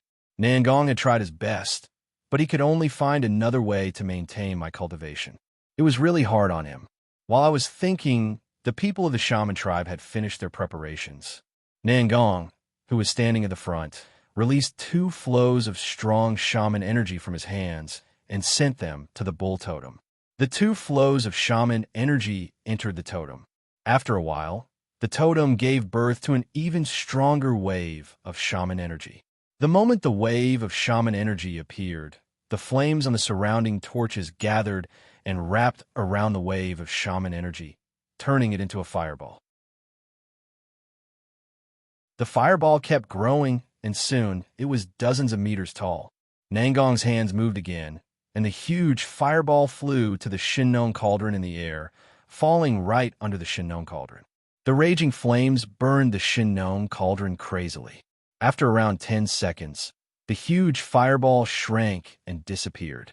It seemed that the Shin cauldron had absorbed it, and the shaman energy in the fireball also disappeared. As the fireball disappeared, a vague, huge shadow suddenly appeared in the void above the Shin cauldron. I stood far away, so I couldn't see the face of a shadow, but I could vaguely feel that the shadow had a bull's head and a human body. It should be the shadow of the Yin Emperor. At that moment, a cheer broke out among the shamans. Soon after, under Nan Gong's lead, all of them knelt down towards the illusory figure.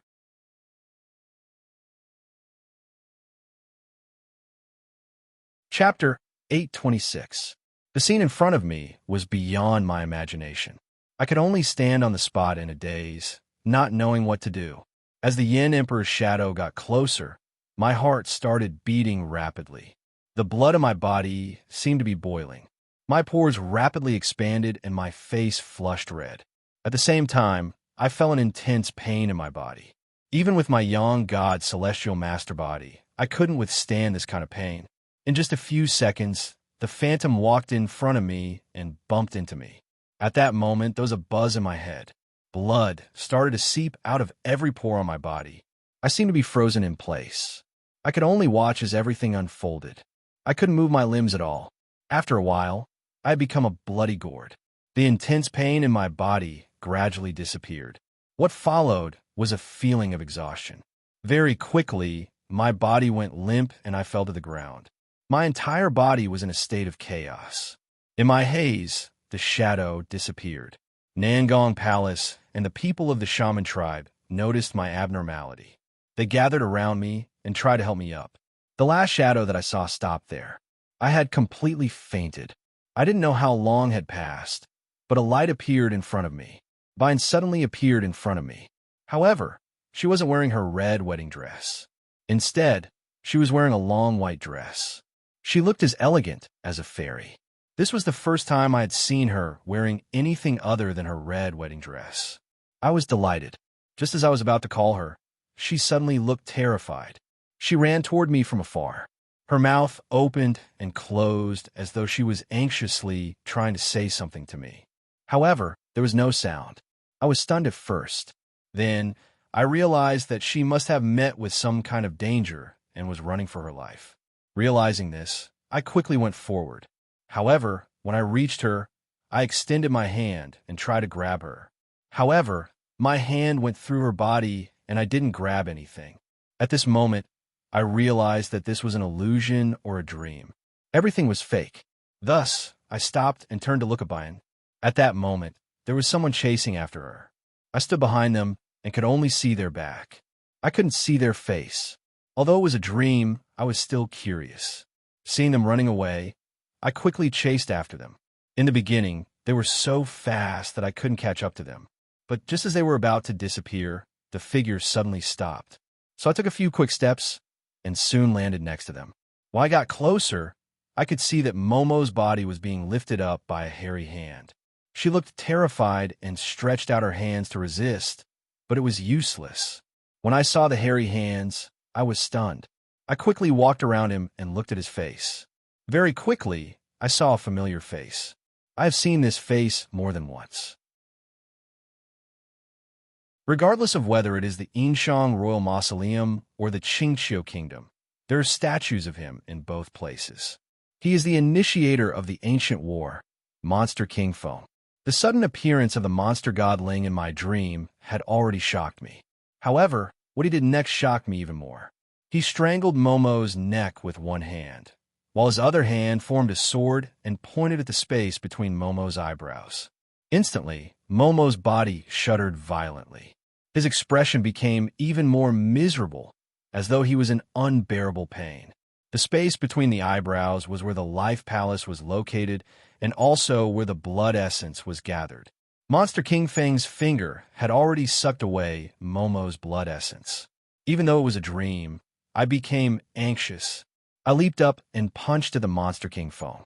However, just like before, my fist passed through his body and didn't have any effect. I couldn't stop this from happening, so I could only stop and stand at the side to continue watching. At that moment, a drop of fresh blood seeped out from the space between Momo's eyebrows. This drop of blood had a faint yellow glow on it. It looked rather extraordinary. Seeing this drop of blood, the Monster King phone opened his mouth and swallowed it. Then, he loosened his grip and tossed Momo away.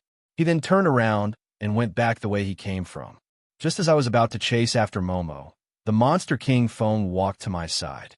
He suddenly stopped and turned his head to stare at me, as though he had seen me. There was an indescribable emotion in his blood-red eyes. The corners of his mouth were slightly raised, and his expression seemed to be filled with anticipation. Just as I was surprised, the Monster King Fang's figure suddenly disappeared. The scenery in front of me instantly became blurry. There were various buzzing sounds beside me, including the fatty's shouts. Hearing the fatty's voice, I instantly recalled what had happened and opened my eyes in a daze. At that moment, I was in the room that I had previously rested in. The surroundings were filled with members of the Medicine King Valley's witch tribe. The fatty was the closest to me. He looked extremely anxious and was shouting loudly. Seeing that I had opened my eyes, the fatty instantly shut his mouth and revealed a surprised expression. He continuously asked me how I was feeling. I didn't reply to him in a hurry. Instead, I closed my eyes and started to circulate the chi of witchcraft. After a few seconds, I confirmed that there was nothing wrong with my body. Then, I stood up and told the fatty that I was fine. Seeing that I was fine, the people of the Medicine King Valley quickly moved to the side. Nangong walked over and asked the people of the Medicine King Valley to leave. Only the three of us were left in the room. Just as the fatty was about to speak, Nangong waved his hand and gestured for the fatty to leave. He was the fatty's martial uncle after all. The fatty hesitated for a while and turned to look at me. Then, he nodded and left. I knew that Nangong definitely had something to ask me or something to tell me. It just so happened that I had something to ask him too. Ever since the Yin Emperor's shadow and I had looked at each other, I had many questions. What happened afterwards made me feel even weirder. Moreover, in that dream, the scene of the Monster King phone chasing after Momo suddenly appeared. I originally thought that the dream was just my imagination and that everything that happened in it was just an illusion. However, when the Monster King phone looked at me in the end, there was a sense of intimacy in his eyes. I really felt it. I couldn't help but suspect that the previous scene didn't just appear out of thin air, but that it really happened. Looking at Nangong's expression, could it be that he knew about it? Thinking about that, I didn't wait for Nangong to speak and asked him about what had happened previously. After listening to my words, Nangong didn't show any signs of surprise. It seemed that he really wanted to discuss this matter with me. Nangong waved his hand and gestured for me to calm down. Then, he told me the reason for the matter.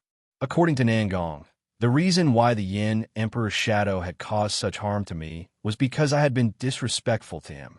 Hearing that, I was puzzled. Where did the crime of being disrespectful come from? Although the Yin Emperor was the ancestor of China, he had nothing to do with me. Moreover, although I had cultivated witchcraft energy, I wasn't a witch. The witchcraft energy was obtained from the Tai Sui.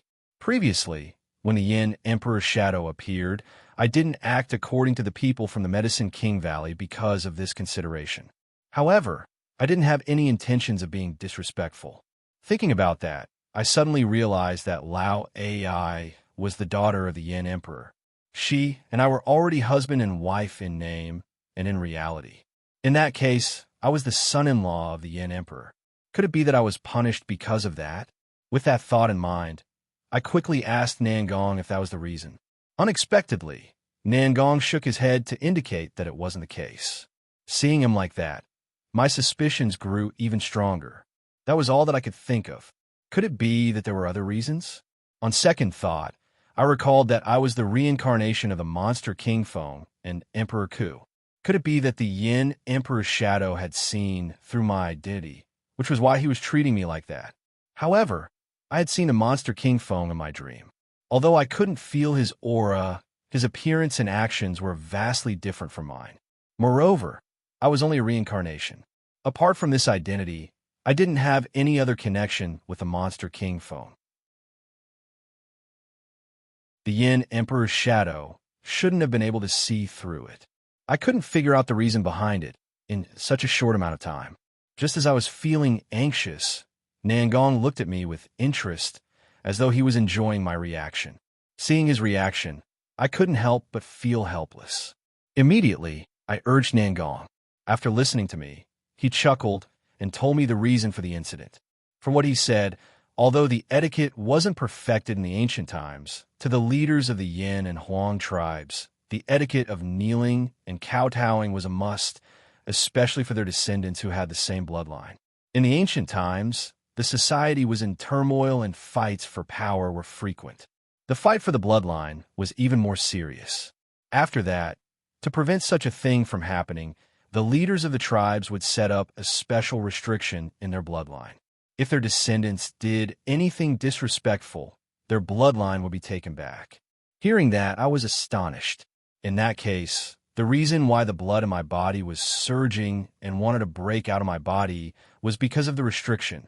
However, I wasn't the descendant of the Yin Emperor. Why would I have such a reaction? Suddenly, I recalled what had happened in my dream. The monster King Feng had taken a drop of Lao Ai's blood. In that case, the monster King Feng had swallowed that drop of blood. In that case, my previous guess was correct. The dream had really happened. It seemed that the reason why I was in so much pain when I saw the Yin Emperor's shadow was because I still had Lao Ai's blood in my body. Thinking about that, I didn't want to hide it from Nangong, so I hurriedly told him what had happened in the dream. Previously, Nangong had said that he had used the Kunlun mirror to break through time and space to return to before the ancient war. As such, he knew the entire situation like the back of his hand. He probably knew about it too.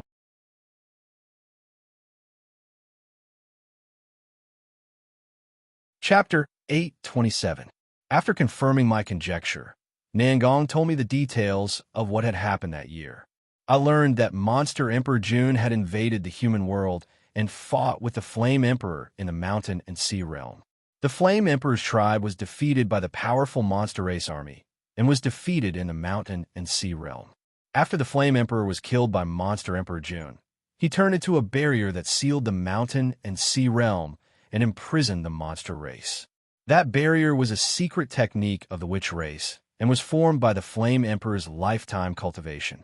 Monster Emperor Jun was also seriously injured and couldn't escape the mountain and sea realm. Unexpectedly, he found a group of witch race members who were running away and learned how to escape. That method was to devour the blood essence of the Flame Emperor's kin to escape the barrier. At that time, the girl was still young and unmarried, so the Flame Emperor often took her with him. After the Flame Emperor died, the girl stayed in the mountain and sea realm. After Monster Emperor Jun learned about this, he tried his best to find the girl and found her in a few days. He took a drop of blood essence from her, which was what I saw earlier. After Monster Emperor Jun got the blood essence, he was in a hurry to leave the mountain and sea realm and didn't kill the girl. However, he didn't know that the Flame Emperor was someone who had obtained ancient divine power. He didn't have as many as 10 drops of blood essence as ordinary people. His direct descendants were the same as him and only had 1 drop of blood essence. Moreover, the blood essence contained the power of 3 souls. Taking the girl's blood essence was the same as killing her. Hearing this, my heart trembled. I saw this scene in my dream, but I woke up right after and didn't know what happened next. According to Nangong, Swan and I died after her blood essence was taken. Although it was ancient, thinking about it still made my heart ache. I was the reincarnation of Monster Emperor Jun. In a sense, I was the one who killed Swan and I and caused her to become a lonely soul. Thinking about this, I couldn't help but feel depressed. However, Nangong didn't pay attention to me and continued to tell me what happened next. After Monster Emperor Jun devoured the blood essence, it fused with his blood. The girl's power of 3 souls stayed in his body. It was only after Emperor Ku and demon god Puppet perished together that the girl's soul power reappeared in the world. However, her soul power was inevitably damaged after staying in the demon god Puppet's body for a long time. When she was born, she was already very weak and could dissipate at any time. However, the little girl was unwilling to die just like that. She had no choice but to hide in the temple of the Kanbo and use the fire-bright stone inside to repair her soul vein. Since then, she had stayed in the temple of the Kanbo for a long time. At this point, Nangong did not speak further. After listening to him, my mood fluctuated. His words revealed too much information, and it was difficult to digest all of it in a short time. Nangong gestured for me to rest for a while before he pushed the door open and left.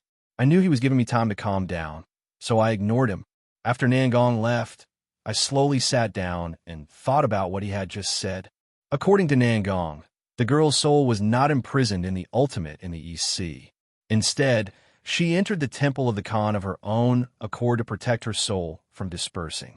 At present, Lao Ai was still in the Fire God Temple, which meant that the Fire God Temple was the temple of Kanbo. However, when he mentioned the Kanbo, I suddenly remembered the silver-eyed man in the Fire God Temple, who was also known as Shang-Chi. Shang-Chi was also known as the Kanbo. His surname was Zi, and his given name was Qi. He was the ancestor of the Shang tribe and the founder of the Shang dynasty, Chengtang. That was why people called him Shang-Chi. As for the Fire God Temple, I remembered that there was a record in the ancient books.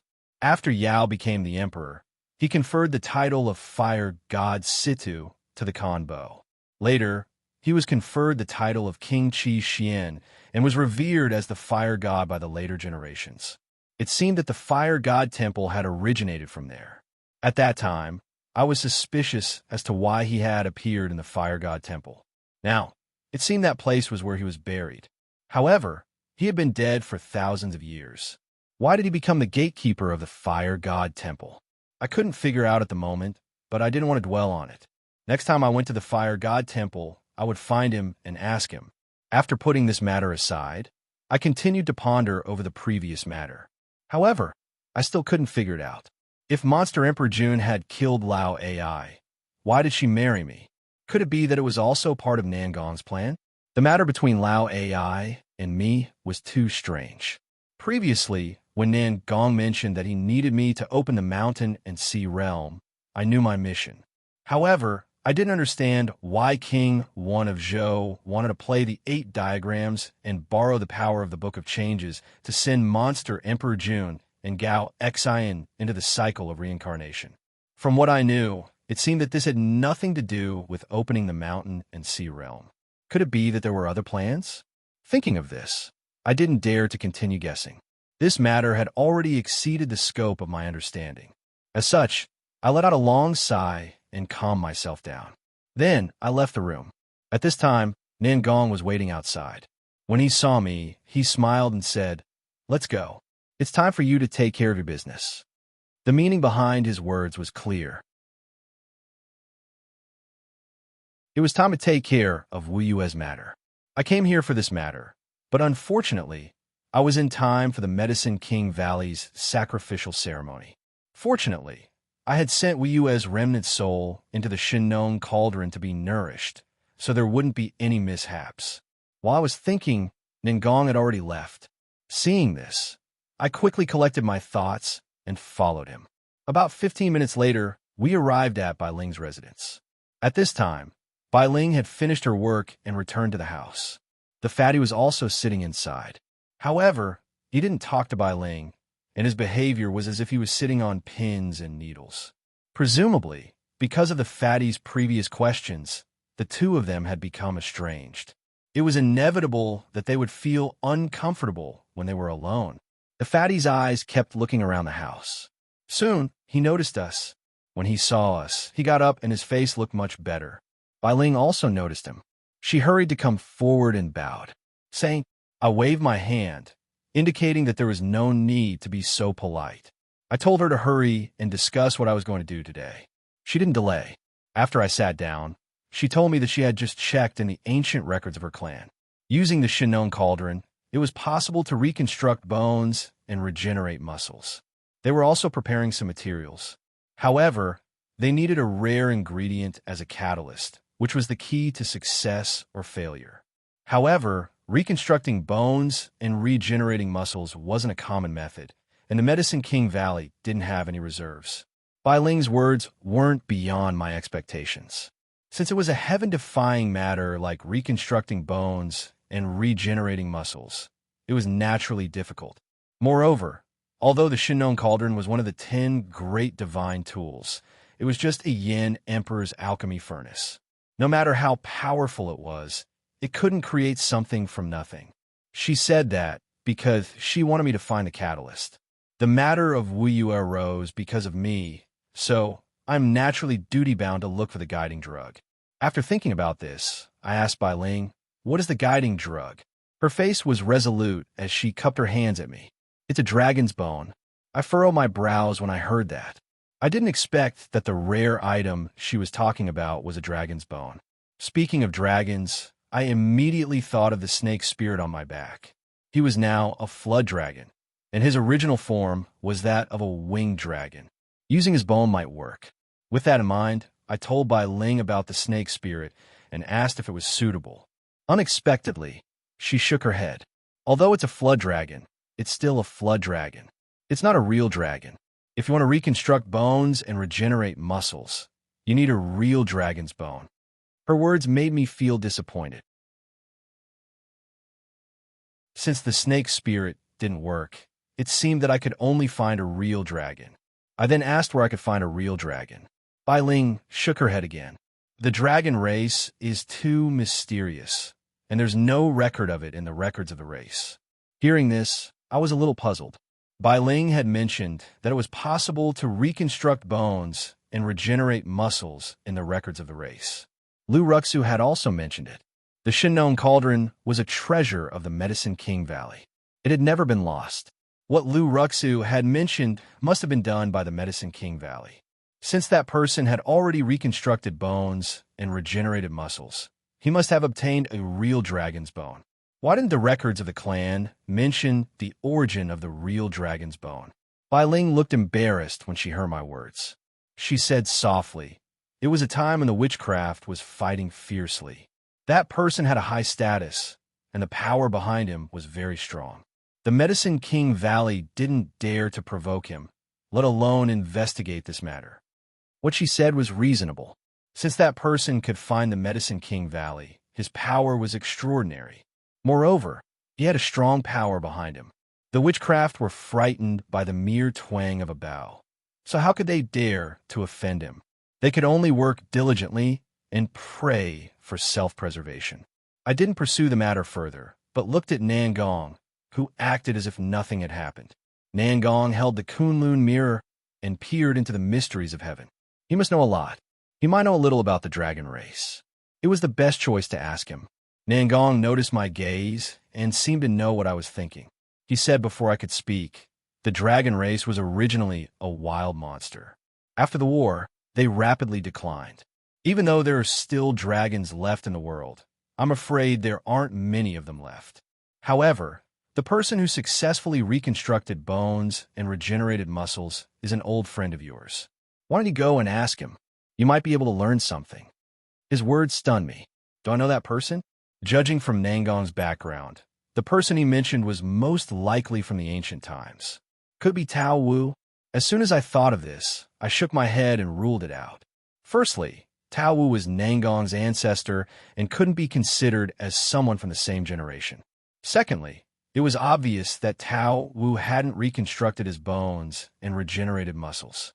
Otherwise, he wouldn't be in his current state. I couldn't figure out who it was, so I asked him again. Nangong chuckled and only said 3 words, Fire God Temple. Fire God Temple? I'd already ruled out Tao Wu. Other than her, there was only the silver-eyed person in the Fire God Temple. I quickly asked the contract. Nangong nodded slightly, confirming my thoughts.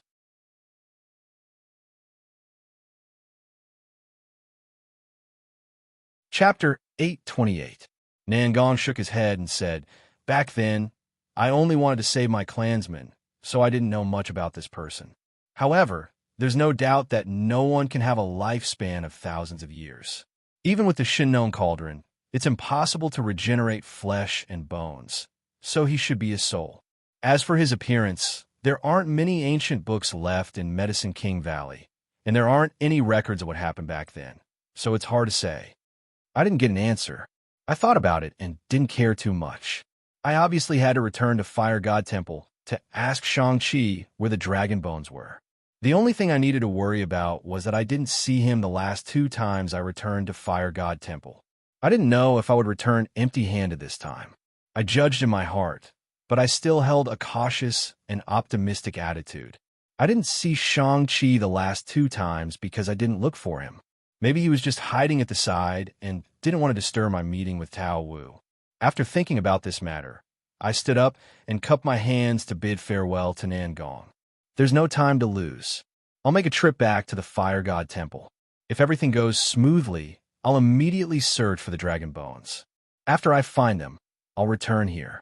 During this period of time, I'll need you to worry about the remnant soul in the cauldron. Nangong naturally agreed and didn't ask me to stay. He sent me all the way to the village entrance. When I passed by the Shinong cauldron, I specially checked Wu Yue's condition. I found that her soul had indeed grown a little stronger, so I felt more at ease. However, after thinking about it, I still summoned Lu Ruxu and asked her to stay here to accompany Wu Yue. Although I was trying my best to save Wu Yue, the future was still uncertain. It was hard to say to what extent I could accomplish in the end. I could only prepare for 2 things. If anything happened, I would leave Lu Ruxu behind. At least, he could accompany Wu Yue for the last part of her journey. I also left Lu Ruxu a sound-transmitting talisman so that he could contact me immediately if he found anything wrong. After explaining things like that, I brought the fatty out of Medicine King Valley and returned to Fire God Temple. Sichuan and Hubei were thousands of miles apart, but with modern transportation, it didn't take long for us to reach Shenangjia Forest. Seeing that the Fire God Temple wasn't far away, I felt a little uneasy.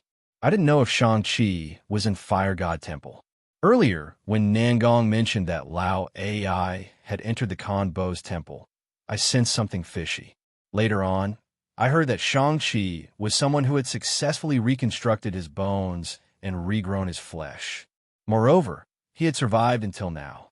I found it even stranger. I couldn't help but link this matter to Nangong's scheme.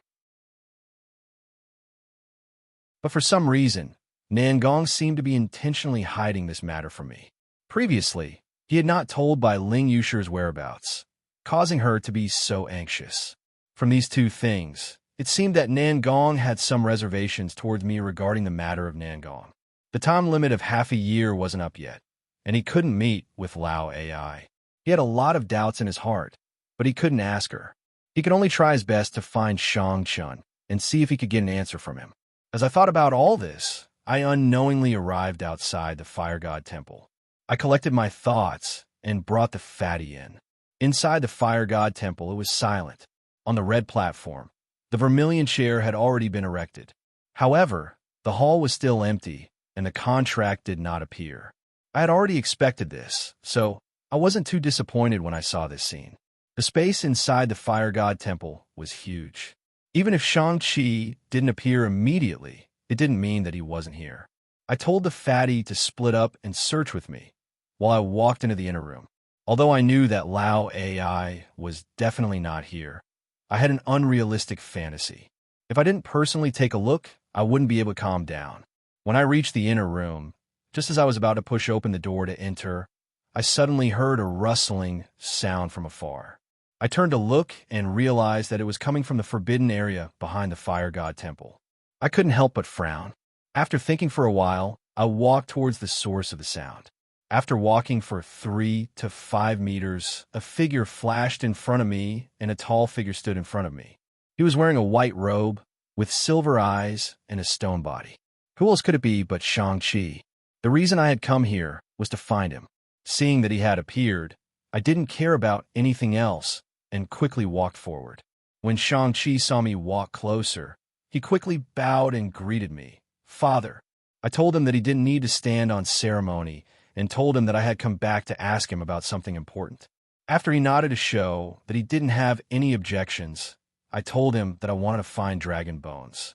I also asked him in detail about how he had used the Shinong cauldron to regenerate bones and flesh. When he heard my question, he didn't seem to want to talk about his own matters and directly told me about the dragon bones. He told me that he didn't personally obtain the dragon bones that year. However, he did know the origin of the dragon bones. According to him, the dragon bones were the bones of a snake monster that had transformed into a dragon. Shang-Chi's words made me remember that when a scale insect transformed into a dragon, it would shed its mortal bones and be reborn. According to what he had said just now, the true dragon bones did not refer to the bones of a dragon after it had transformed into a dragon. Instead, it referred to the bones that had fallen from its original mortal body during this process. These bones have been tempered by the spiritual energy of the world, so their effects were not much different from the bones of a true dragon. According to the ancient records, there were as many as 9 dragon bones. Bai Ling had also mentioned that a dragon bone was enough to regenerate bones and flesh. In that case, there should be many dragon bones left in the world. Thinking about this, I couldn't help but ask Shang-Chi where he had found the dragon bones. After listening to me, he immediately said, Kunlun. Kunlun? Was he referring to Kunlun Mountain? With that in mind, I said it out loud. Unexpectedly, Shang-Chi shook his head and said no. Kunlun is an immortal realm. Only those who have ascended can enter Kunlun. This is also why I said that the dragon bones shed by the scale insect could be used to regenerate bones and flesh. After the scale insect transforms into a dragon, it will enter Kunlun. Mortals can't. When I heard this, I suddenly understood.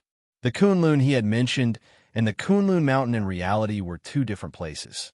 However, I had heard from the snake spirit that the dragon realm was equivalent to the human young god celestial master's cultivation. Why could a scale insect enter Kunlun with such a cultivation, but cultivators of the same cultivation couldn't? Shang-Chi seemed to have read my mind from my expression and explained, Kunlun is the origin of the dragon veins. If the scale insect wants to transform into a dragon, it has to enter Kunlun. After listening to his explanation, I understood the reason. This was the same logic as when the snake spirit transformed into a flood dragon and leaped over the dragon gate. However, since the dragon bones were in Kunlun and I couldn't enter, how could I obtain the dragon bones? As I thought about this, I couldn't help but interrupt him. Seeing my reaction, Shang-Chi comforted me. Don't worry, Father. Please listen to my report. Although the scale insect transforms into a dragon and enters Kunlun, the bones that have retreated are still mortal items. After the scale insect transforms into a dragon, the bones will fall from Kunlun. In that case, the people who had helped Shang-Chi find the dragon bones must have picked up the bones that had fallen. Based on that, it made sense. However, where would the bones end up? After hearing what I said, Shang-Chi hurriedly replied, although mortals can't enter Kunlun, it's fine to enter Kunlun Mountain. Previously, the people that I had sent were able to find a dragon bone in Kunlun Mountain. However, according to what I know, there hasn't been a scale insect that successfully transforms into a dragon in the past thousands of years. I'm afraid that we'll have to spend a lot of effort to find the dragon bones. Then, he didn't say anything else. From what he had said, the dragon bones that had come from Kunlun Mountain had fallen into Kunlun Mountain. However, Kunlun Mountain was 1,000 miles wide. Without special means, it would be too difficult to find it. Then, I asked Shang-Chi if there was any way to find it, or if there was anything special about the dragon bones that would make it easier to find them. Unexpectedly, Shang-Chi told me that he knew that a scale insect would transform into a dragon and enter Kunlun Mountain. That was why he had sent people to search for it. When those people arrived, the dragon had successfully transformed into a dragon and brought back a dragon bone. The so-called search method didn't exist. The dragon bone was only full of spiritual power. Apart from that, it was no different from an ordinary beast bone. Hearing this, I couldn't help but furrow my brows. Kunlun Mountain was the ancestor of all mountains in China. It was sealed by snow all year round and was uninhabited. The Kunlun Mountain range was full of spiritual energy. If the dragon bones were hidden in the Kunlun Mountain range, spiritual energy wouldn't be able to distinguish them. It would be very difficult to find them. In that case, I could understand what Bai Ling meant by the word rare. However, given the current situation, I could only go to Kunlun Mountain to try my luck. I couldn't give up. Since I had made up my mind, I didn't think too much about it. However, I wasn't in a hurry to leave the fire god temple. I still had some things to ask Shang-Chi. Then I asked Shang-Chi. Previously, I read in the ancient books of Mount Longhu that after you reconstructed your bones and regrown your muscles, you only live for 100 years. How did you survive until now? And how did you end up like this? After listening to me, Shang-Chi didn't seem to have any intention of hiding it. He became like this because he was ordered by me to protect the Fire God Temple. In that case, Emperor Ku had planned this. However, protecting the Fire God Temple didn't seem to have anything to do with Nangong's plan. There were only a few similarities, and that was all. But then, I remembered that there were many forbidden areas in the Fire God Temple. Besides Bayan, no one else could enter those places. Could it be that Shang-Chi was really protecting those forbidden areas? Thinking about this, I couldn't help but ask about it. Unexpectedly, Shang-Chi shook his head. He didn't seem to want to tell me. However, his current appearance made me believe that it was true. Since he didn't want to tell me, I didn't need to ask about it. Since this was Emperor Ku's order, I would find out the reason one day. However, I still asked if Nangong knew about it. This time, Shang-Chi directly told me that Nangong's plan was all in Emperor Ku's control. His answer stunned me. It seemed that Nangong's plan had been predicted by the predecessors. He was the same as me. He was just a pawn. Now, I seem to know the person behind the scenes. However, I didn't know what Emperor Ku's final goal was.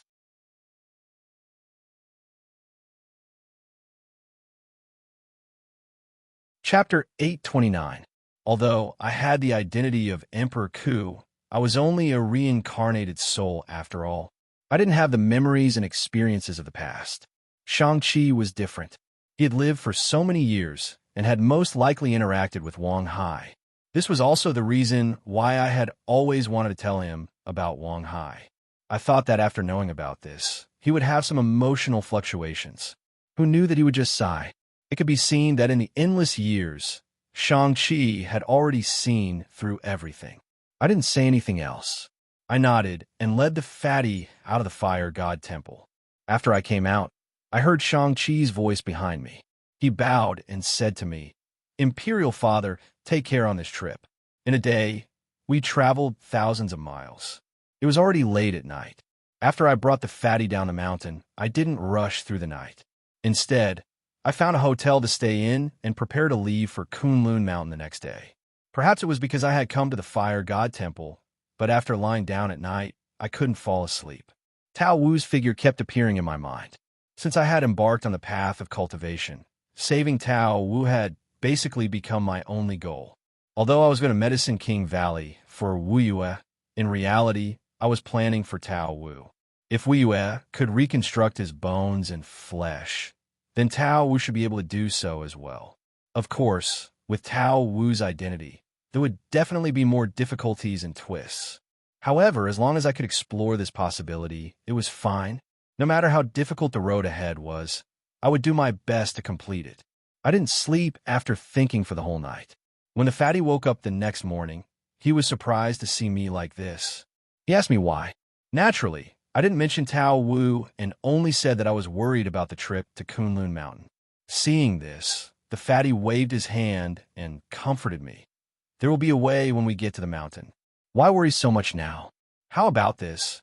I will give you a divination to see if this trip will be safe. What do you think? For Wu Yue and Tao Wu, I had to find the true dragon bones. Hearing the fatty's words, I thought for a moment and nodded. There is no need to divine for safety. Why don't you try to divine the location of the true dragon bones? Even if you can't find the exact location, it would be good to narrow the range. The fatty nodded. That's fine. After saying that, he flipped his hand and tossed out 3 copper coins. But this time, he didn't throw them on the table. Instead, he held them in his palm and looked down at them. His brows were already furrowed. A moment later, his expression turned serious. Without saying anything, he wiped his eyes with his other hand, causing the sun, moon, and stars to appear in his eyes. He looked at the copper coin in his hand again. After a while, he returned to his normal state, but his brows were still tightly knitted. He said, doubtfully, "There's something strange. The matter of the true dragon bone involves Kunlun. This is a power that far surpasses me and the fatty's cultivation. It is normal that he cannot divine it." I patted his shoulder and comforted him. I didn't take it to heart. However, the fatty's mood seemed to be affected. He didn't say anything.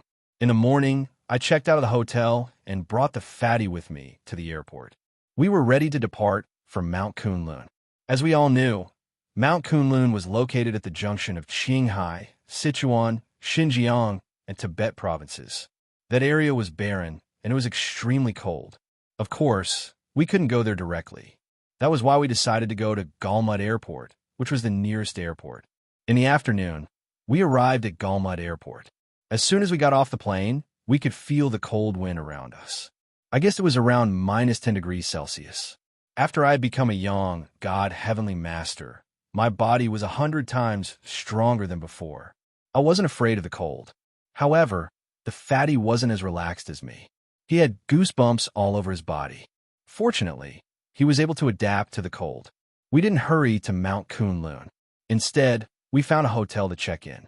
I thought that since Mount Kunlun was covered in snow all year round and its altitude was high, we would need to make some preparations to get there. Moreover, with the fatty's body, he couldn't endure the cold. We spent the whole afternoon and finally finished our preparations. However, it was a bitterly cold place, and the wind and snow were even stronger at night. It wasn't convenient for us to travel. Feeling helpless, we had to wait until the next morning. Then, we left the hotel. Since Mount Kunlun was too vast, we couldn't explore it one by one. We had to choose the Kunlun Mountain Pass, which was relatively well known. However, no car was willing to take us there. I heard that the foot of Mount Kunlun was impassable. However, it was more than 400 miles away, and we couldn't fly there. After considering it carefully, we decided to drive our car there. Unexpectedly, it was just as the drivers had said. Due to the heavy snow, we had to walk for a whole day before we could see Mount Kunlun. However, the snow was too thick and the car couldn't move forward. After we got out of the car, we planned to fly to Mount Kunlun. However, I suddenly sensed two strong auras in front of us. There was no one around. It was obvious that they were coming for us. I stopped and signaled the fatty to stop. The fatty was puzzled and asked, "What's going on?" Those people were at the early stage of young God Heavenly Master, so it was natural that the fatty couldn't sense them. I explained the situation to him. After listening to me, his face became serious. He wanted to take out the devil refining gourd from his chest pocket. Seeing his action, I hurried to tell him not to show the devil refining gourd to others. After I had learned about the functions of the 10 great divine tools from Nangong, I knew that they were very important. I didn't know the purpose of these people. If they had come for the divine tools, the fatty's action would have been exactly what they wanted. Although the fatty didn't know why I was doing this, he seemed to be able to guess it. He stopped what he was doing and stood next to me, looking forward. I had already taken out the armor-removing sword and channeled thick Taoist energy into it. After a few seconds, those people landed on the snowy ground. At the same time, the armor-removing sword was filled with Taoist energy and could be used at any time. When they came closer, I could see their faces clearly. The three of them were dressed like Tibetan Buddhist lamas. The auras that I had sensed earlier came from the two people behind them. As for the one walking in front, I couldn't sense any fluctuations in his aura. In other words, this person's cultivation was higher than mine. Unexpectedly, 3 powerful lamas had come. This was going to be troublesome. Thinking about this, I extended my hand to the jade bracelet, wanting to quickly recover the Taoist energy in my body. I didn't dare to be careless and watch their movements closely. When they were only 2 meters away from us, they stopped. Then they put their palms together and bowed to us, saying the name of Buddha. Seeing this, I became suspicious. I didn't know what they wanted to do. The fatty seemed to have sensed something was wrong. He came over and whispered, "Third baby, I don't think they have any ill intentions." The fatty's words reminded me that I hadn't sensed any murderous aura from their eyes. However, I had dealt with Buddhism many times before. It wasn't like I didn't have sanctimonious people. We couldn't let our guard down because of this. After listening to me, The fat man nodded repeatedly, and his complexion returned to normal. While we were talking, the people straightened their bodies and looked at us. The Lama, standing in the front, looked older. He didn't mind that I was checking him up and down. Quite the contrary, he wore a smile on his face. His appearance reminded me of Monk Miaojue in the Jinshan Temple's Long Pu village. However, he looked kind, so I didn't dislike him. After a while, no one said anything. I couldn't help but ask, "What business do the three masters have with us?" After listening to me, the leader of the Lama immediately answered, "Benefactor Zhou, the snowstorm here is really strong. I'm afraid it will hurt your body. Why don't you come to my humble temple for a chat?" The Lama spoke respectfully and didn't sound arrogant. Moreover, the way he addressed me didn't sound like the way Tibetan Buddhists usually addressed me. It sounded more like a Han Buddhist. However, from his words, I could tell that these people knew me and knew that I would pass by this place today. That's why they came to invite me. However, since these people didn't reveal their identities, I couldn't trust them. The Lama seemed to read my mind. He explained, "This poor monk was careless. We are monks of Taeyur Temple. When we learned that Benefactor Zhou would come to Mount Kunlun, our master sent the three of us to invite you." His words made me even more confused. Taeyur Temple was several hundred miles away from here, and these people had flown here. They didn't seem to have wasted any time. However, I didn't have any dealings with Tibetan Buddhists, so there was no need to mention it. Moreover, since these people were in such a hurry, they didn't come here just for a chat. They must have a purpose. Our purpose this time was the true dragon skeleton in the Kunlun mountain range. Since we were already here, how could we go with them? I cupped my hands and declined. "I don't have any dealings with your honorable temple. Moreover, I have an important matter to deal with today, so I won't disturb you. I'll have to trouble Reverend to thank your master on my behalf. After I'm done with my business, I'll pay you a visit." The Lama didn't seem surprised when he heard my words. Instead, he moved closer to me and said, "Master knew that Benefactor Zhou would refuse. Before we left, he specifically told me to bring his words to him. Master said that if Benefactor goes there now, you won't gain anything. If you come to Taeyur Temple for a chat, our humble temple is willing to lend you a hand." I was shocked when I heard this. Not only did this Lama's master know my name, but he also knew why I was here. Perhaps he had already predicted this. I didn't know how to deal with this situation. However, from his confident tone, I guessed that he wasn't lying. I was hoping to get lucky and didn't have much confidence in this matter. However, from what he said, it seemed that Taeyur Temple had a way to help me find the true dragon skeleton. If that was the case, I would have to think about it carefully. While I was pondering, the fat man seemed to have thought of something. He moved closer and whispered to me, "Third child, they don't look like they're lying. Anyway, we're not in a hurry. Why don't we go to Taeyur Temple? What if they really have a way?" The fat man had never had any ideas, but now he suddenly made a suggestion. I pondered for a moment. It was most likely that he had seen something in his previous divination. That was why he said this now. With this thought, I finally nodded and said to the Lama, "Fine. Since your honorable temple has invited me, there's no reason for me to refuse. Moreover, it's my first time here, so I should pay a visit to your esteemed monk. However, you must have expended a lot of energy to come here. Why don't we drive to your temple? I can also ask the Reverend for some Buddhist teachings on the way." It was a journey of several hundred li, so it would be hard for the fat man to travel. Moreover, if we talked on the way, we might be able to get some information from these lamas. If we knew the purpose of Taeyur Temple, I would be able to plan ahead.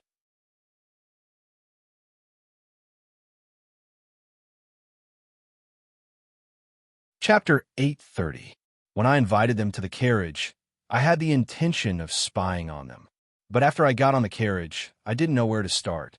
At this moment, the head Lama smiled and took the initiative to introduce the Tar Temple to us. According to him, the Taeyur Temple was built more than 600 years ago and was one of the 6 great temples of the Yellow Sect in Tibet. It was also the best Buddhist temple in Qin province. The head of the temple was his master, the second-level living Buddha, Aya Hotagdu. I know of this living Buddha. It's a title given to the reincarnated cultivators of Tibetan Buddhism. It was said that every time a living Buddha passed away, the temple would search for a child born on the corresponding day. This child was seen as the reincarnation of the living Buddha. Then, he would be taken back to the temple to be raised and become the new living Buddha. However, I've never heard of living Buddhas having different levels. I couldn't help but interrupt the Lama and ask about the living Buddha's level. Seeing me like this, the Lama didn't have the slightest trace of dissatisfaction on his face. He hastily said, "Benefactor Zhou, you don't know. In Tibetan Buddhism, there was more than one living Buddha. Hundreds of years ago, in order to facilitate governance, all the large-scale temples in Tibetan Buddhism had the title of living Buddha." After listening to his explanation, I finally understood.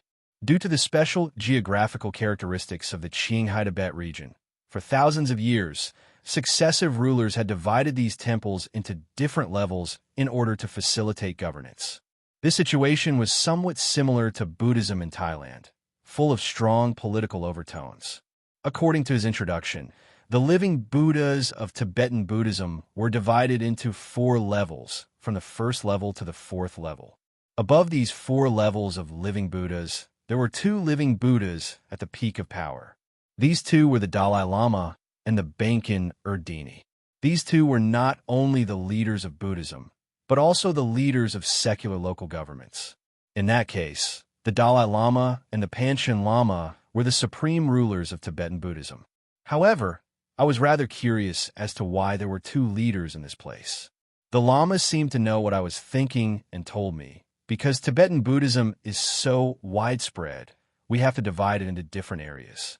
The Dalai Lama is in charge of the front part of Tibet, and the Panchen Lama is in charge of the rear part of Tibet. He didn't expect Tibetan Buddhism to be so complicated, even more so than Thai Buddhism. The rest of the Lama's words were mostly about the architecture of the Tair Temple, which wasn't very interesting. I didn't respond to him either. I leaned against the window and dozed off. For hours later, we finally arrived at the Tair Temple in Xining.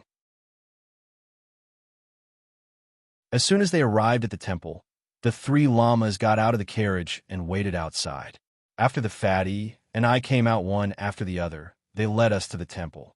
At this time, it was already evening. The monks in the temple were in a hurry, rushing in one direction. Each of them had a scripture in their hands. It seemed that it was time for the evening class. The Lama in front of us didn't take us to follow the monks. Instead, he took us around the hall and headed to the backyard. After a quarter of an hour, he finally stopped in a quiet courtyard. The layout and decoration of this courtyard were different from the previous buildings. It was more in the Han style. The Lama gently pushed open the door and said, "It's already late. Moreover, the 2 of you have traveled a long way, so you must be very tired.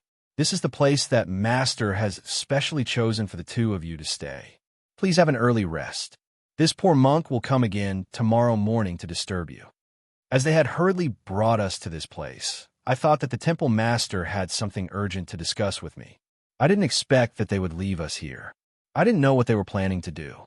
However, since we were already in the temple, I couldn't say anything else.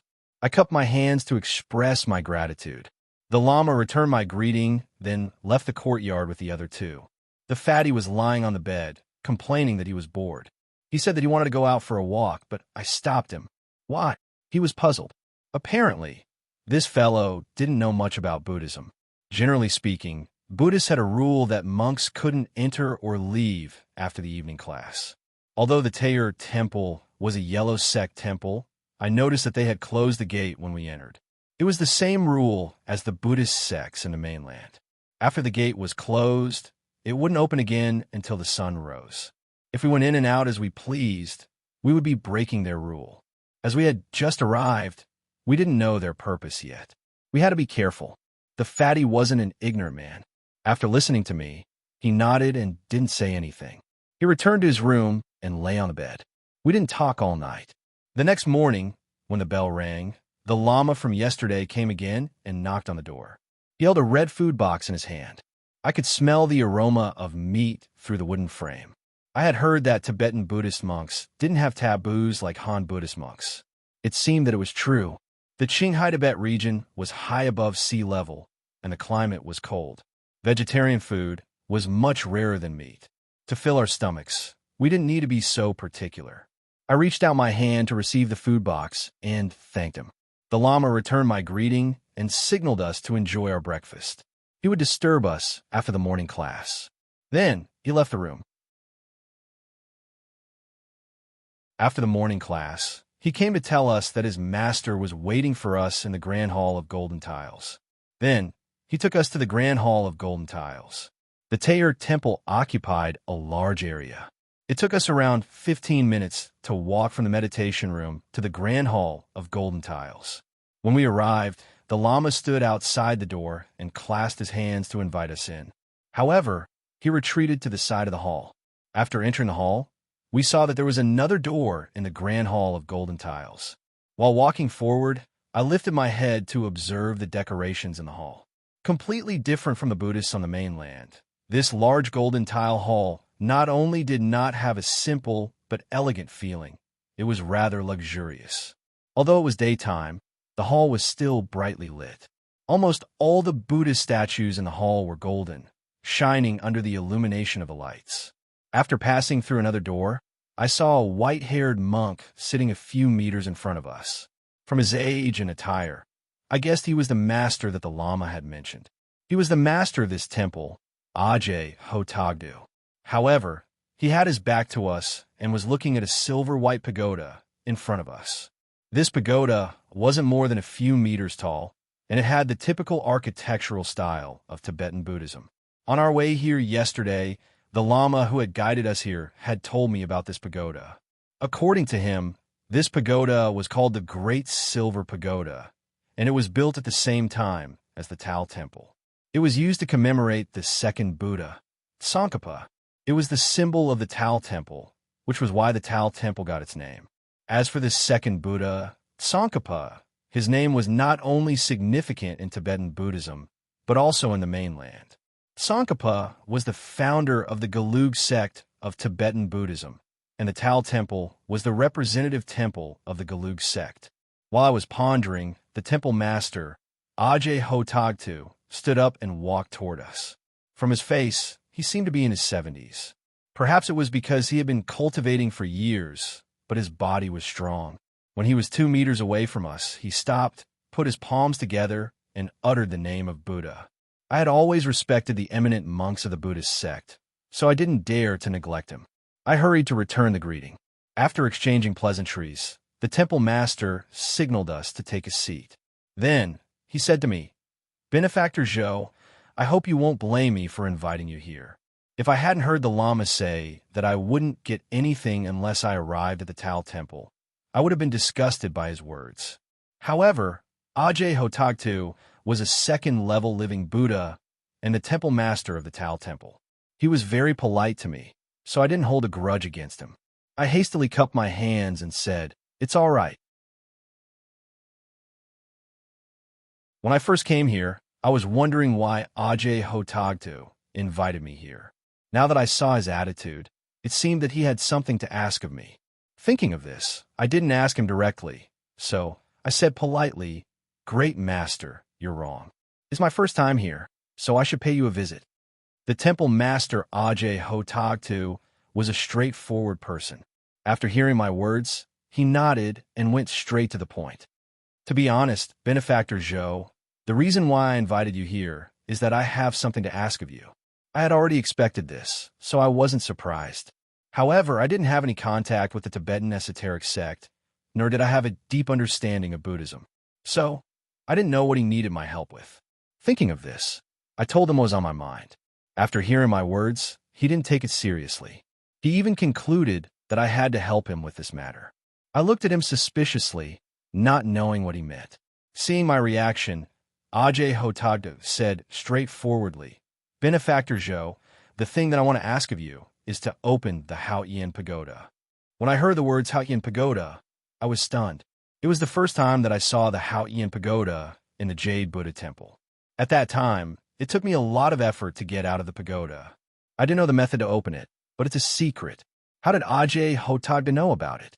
Moreover, I didn't take the Haoyan pagoda with me, so why did he say that? However, since this matter involves a divine artifact, I have to be more cautious. I can't admit it. Thinking of this, I waved my hand and pretended to be confused. May I know what the Haoyan pagoda is? Seeing my reaction, Ajay Hotagda didn't show any surprise. He explained, Benefactor Zhou, you don't need to be so careful. I already know about your trip to Thailand. That day you missed the Haoyan pagoda, but I was fortunate enough to get it. His words stunned me. How did he know about my trip to Thailand? Could it be that he is also good at divination? Even so, why would he do that for no reason? However, I realized that since he came to invite me, I had to make some preparations and investigate it. In that case, it was unnecessary for me to play dumb. I just didn't expect that he would get the Haoyan pagoda that flew away. At that time, I thought that the Haoyan pagoda was surprised and left to protect itself. Hearing his words, it seemed that it was within my expectations.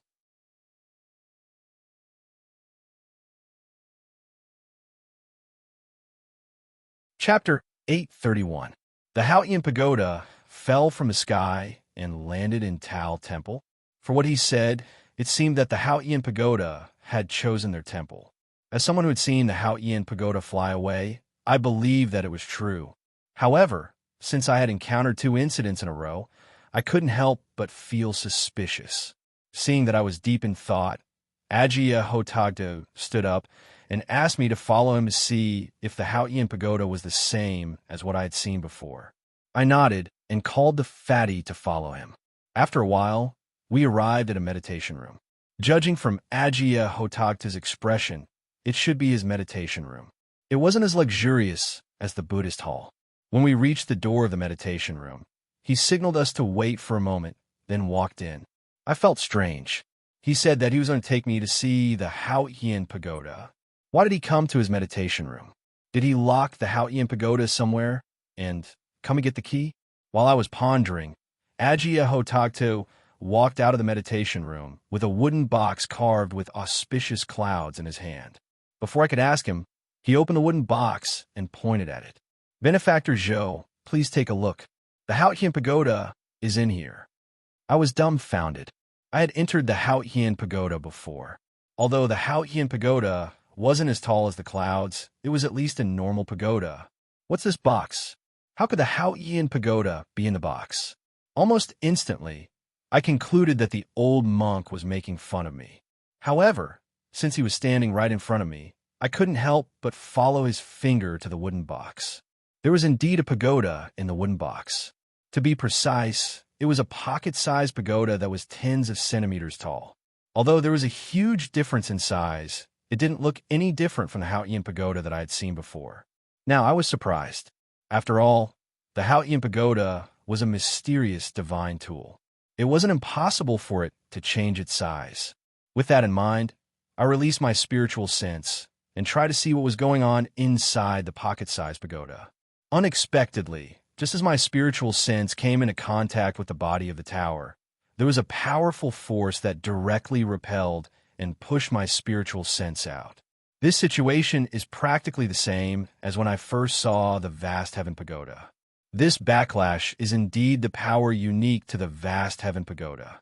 After several attempts, I was finally sure that this was indeed the Haoyan Pagoda, and it seemed that Aya Hotagto did not lie to me. Seeing my expression, Aya Hotagto seemed to know what I was thinking. He closed the box and gestured for me to sit down. After I sat down, he didn't beat around the bush and directly said, I wonder if Benefactor could lend a helping hand? I didn't reply to him immediately. Instead, I told him that when I entered the clear sky pagoda, there was nothing inside. I didn't know why he wanted to open the clear sky pagoda so badly. Aga Hotagda did not conceal anything from me and immediately told me the reason. From him, he found out that when he was looking through the ancient books, he had once unintentionally seen a record of the miraculous use of the clear sky pagoda. It was said that when a Buddhist monk passed away, he could transfer his body into the clear sky pagoda and turn his body into a Buddha's relic. I've never heard of this before, but it reminded me of the pure dragon village's desire for the clear sky pagoda. I think that the people of the Jinshan Temple must have known about the miraculous use of the clear sky pagoda.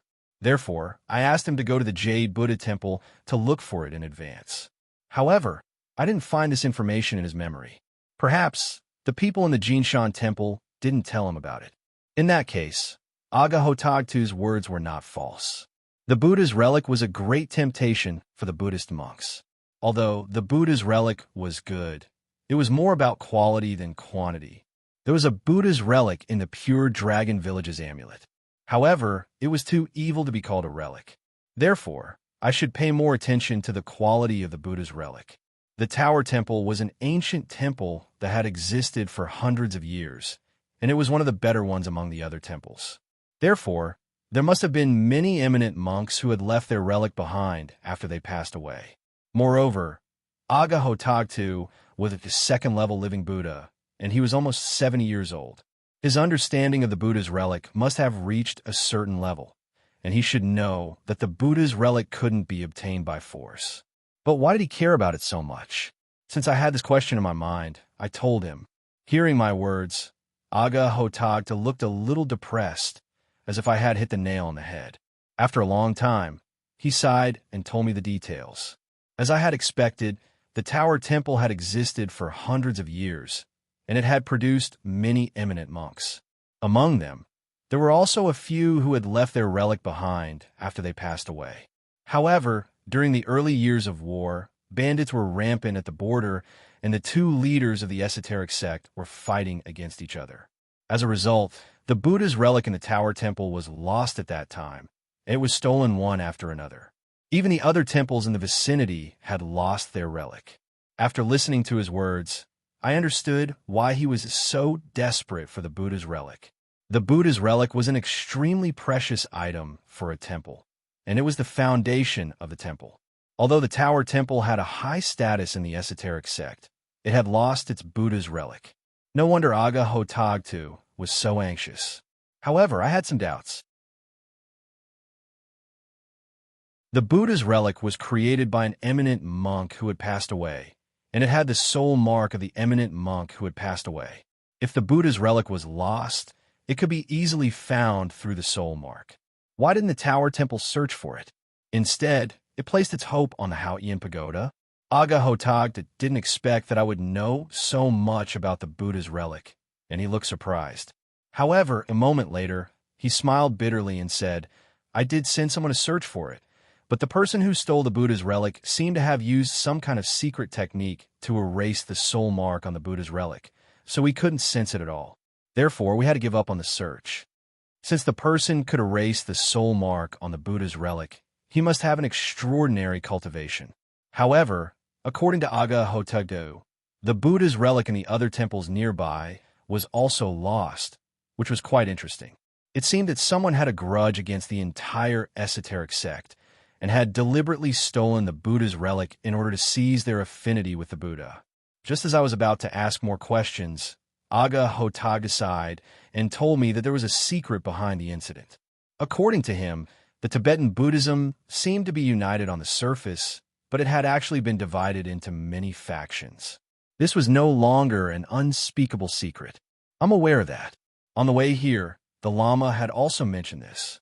However, I didn't pay much attention to the division of factions in the esoteric sect, Taoism sect, and Buddhism sect.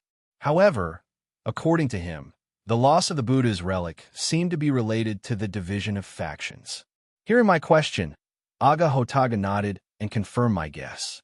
He told me that there were 5 major factions in the Tibetan Buddhism, namely the Nyingma sect, the Sakya sect, the Kagyu sect, and the Gelug sect.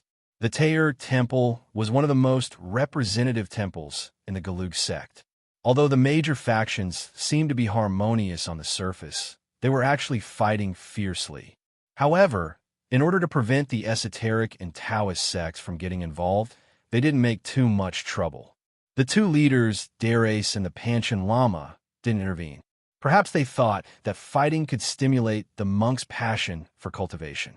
However, 20 years ago, when Darace and the Panchen Lama had just been replaced, the conflict between the factions became extremely fierce, and the relationship between the factions also became tense.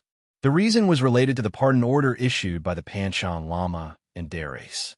The pardon order mentioned that over the years, many temples didn't abide by the rules of Buddhism. They did some things that were insulting to Buddhism, and some even colluded with external forces to suppress other temples.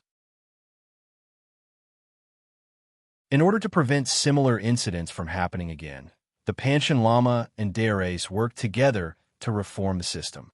They changed the rating of the temples from the level of the temple master to the number of relics in the temples. Now, it was time for the new rating. Unexpectedly, the loss of relics happened. Therefore, he couldn't help but link the two incidents together. The Gelug sect, represented by the Tair Temple, was the most powerful faction in the Tibetan Buddhism. It was not only because of the large number of relics in the temples, but also because the reincarnation system of the living Buddha was proposed by the Gelug sect. Therefore, the Gelug sect became more prosperous. Even so, it was hard to guarantee that the Tair Temple wouldn't be affected by the reform. Even if it wasn't expelled from the Gelug sect, it would probably be demoted to the 3rd or 4th level. Once the Tair Temple's rating was demoted, the status of the Gelug sect would also be affected. At this point, Aga Hotagda didn't say anything else. He looked a little depressed. It was really hard for Aga Hotagda to work so hard at such an old age. Since this matter was very important to the Tair Temple, and the Haotian Pagoda happened to fall into the Tair Temple, it could be considered a kind of opportunity. It's not impossible for me to help you.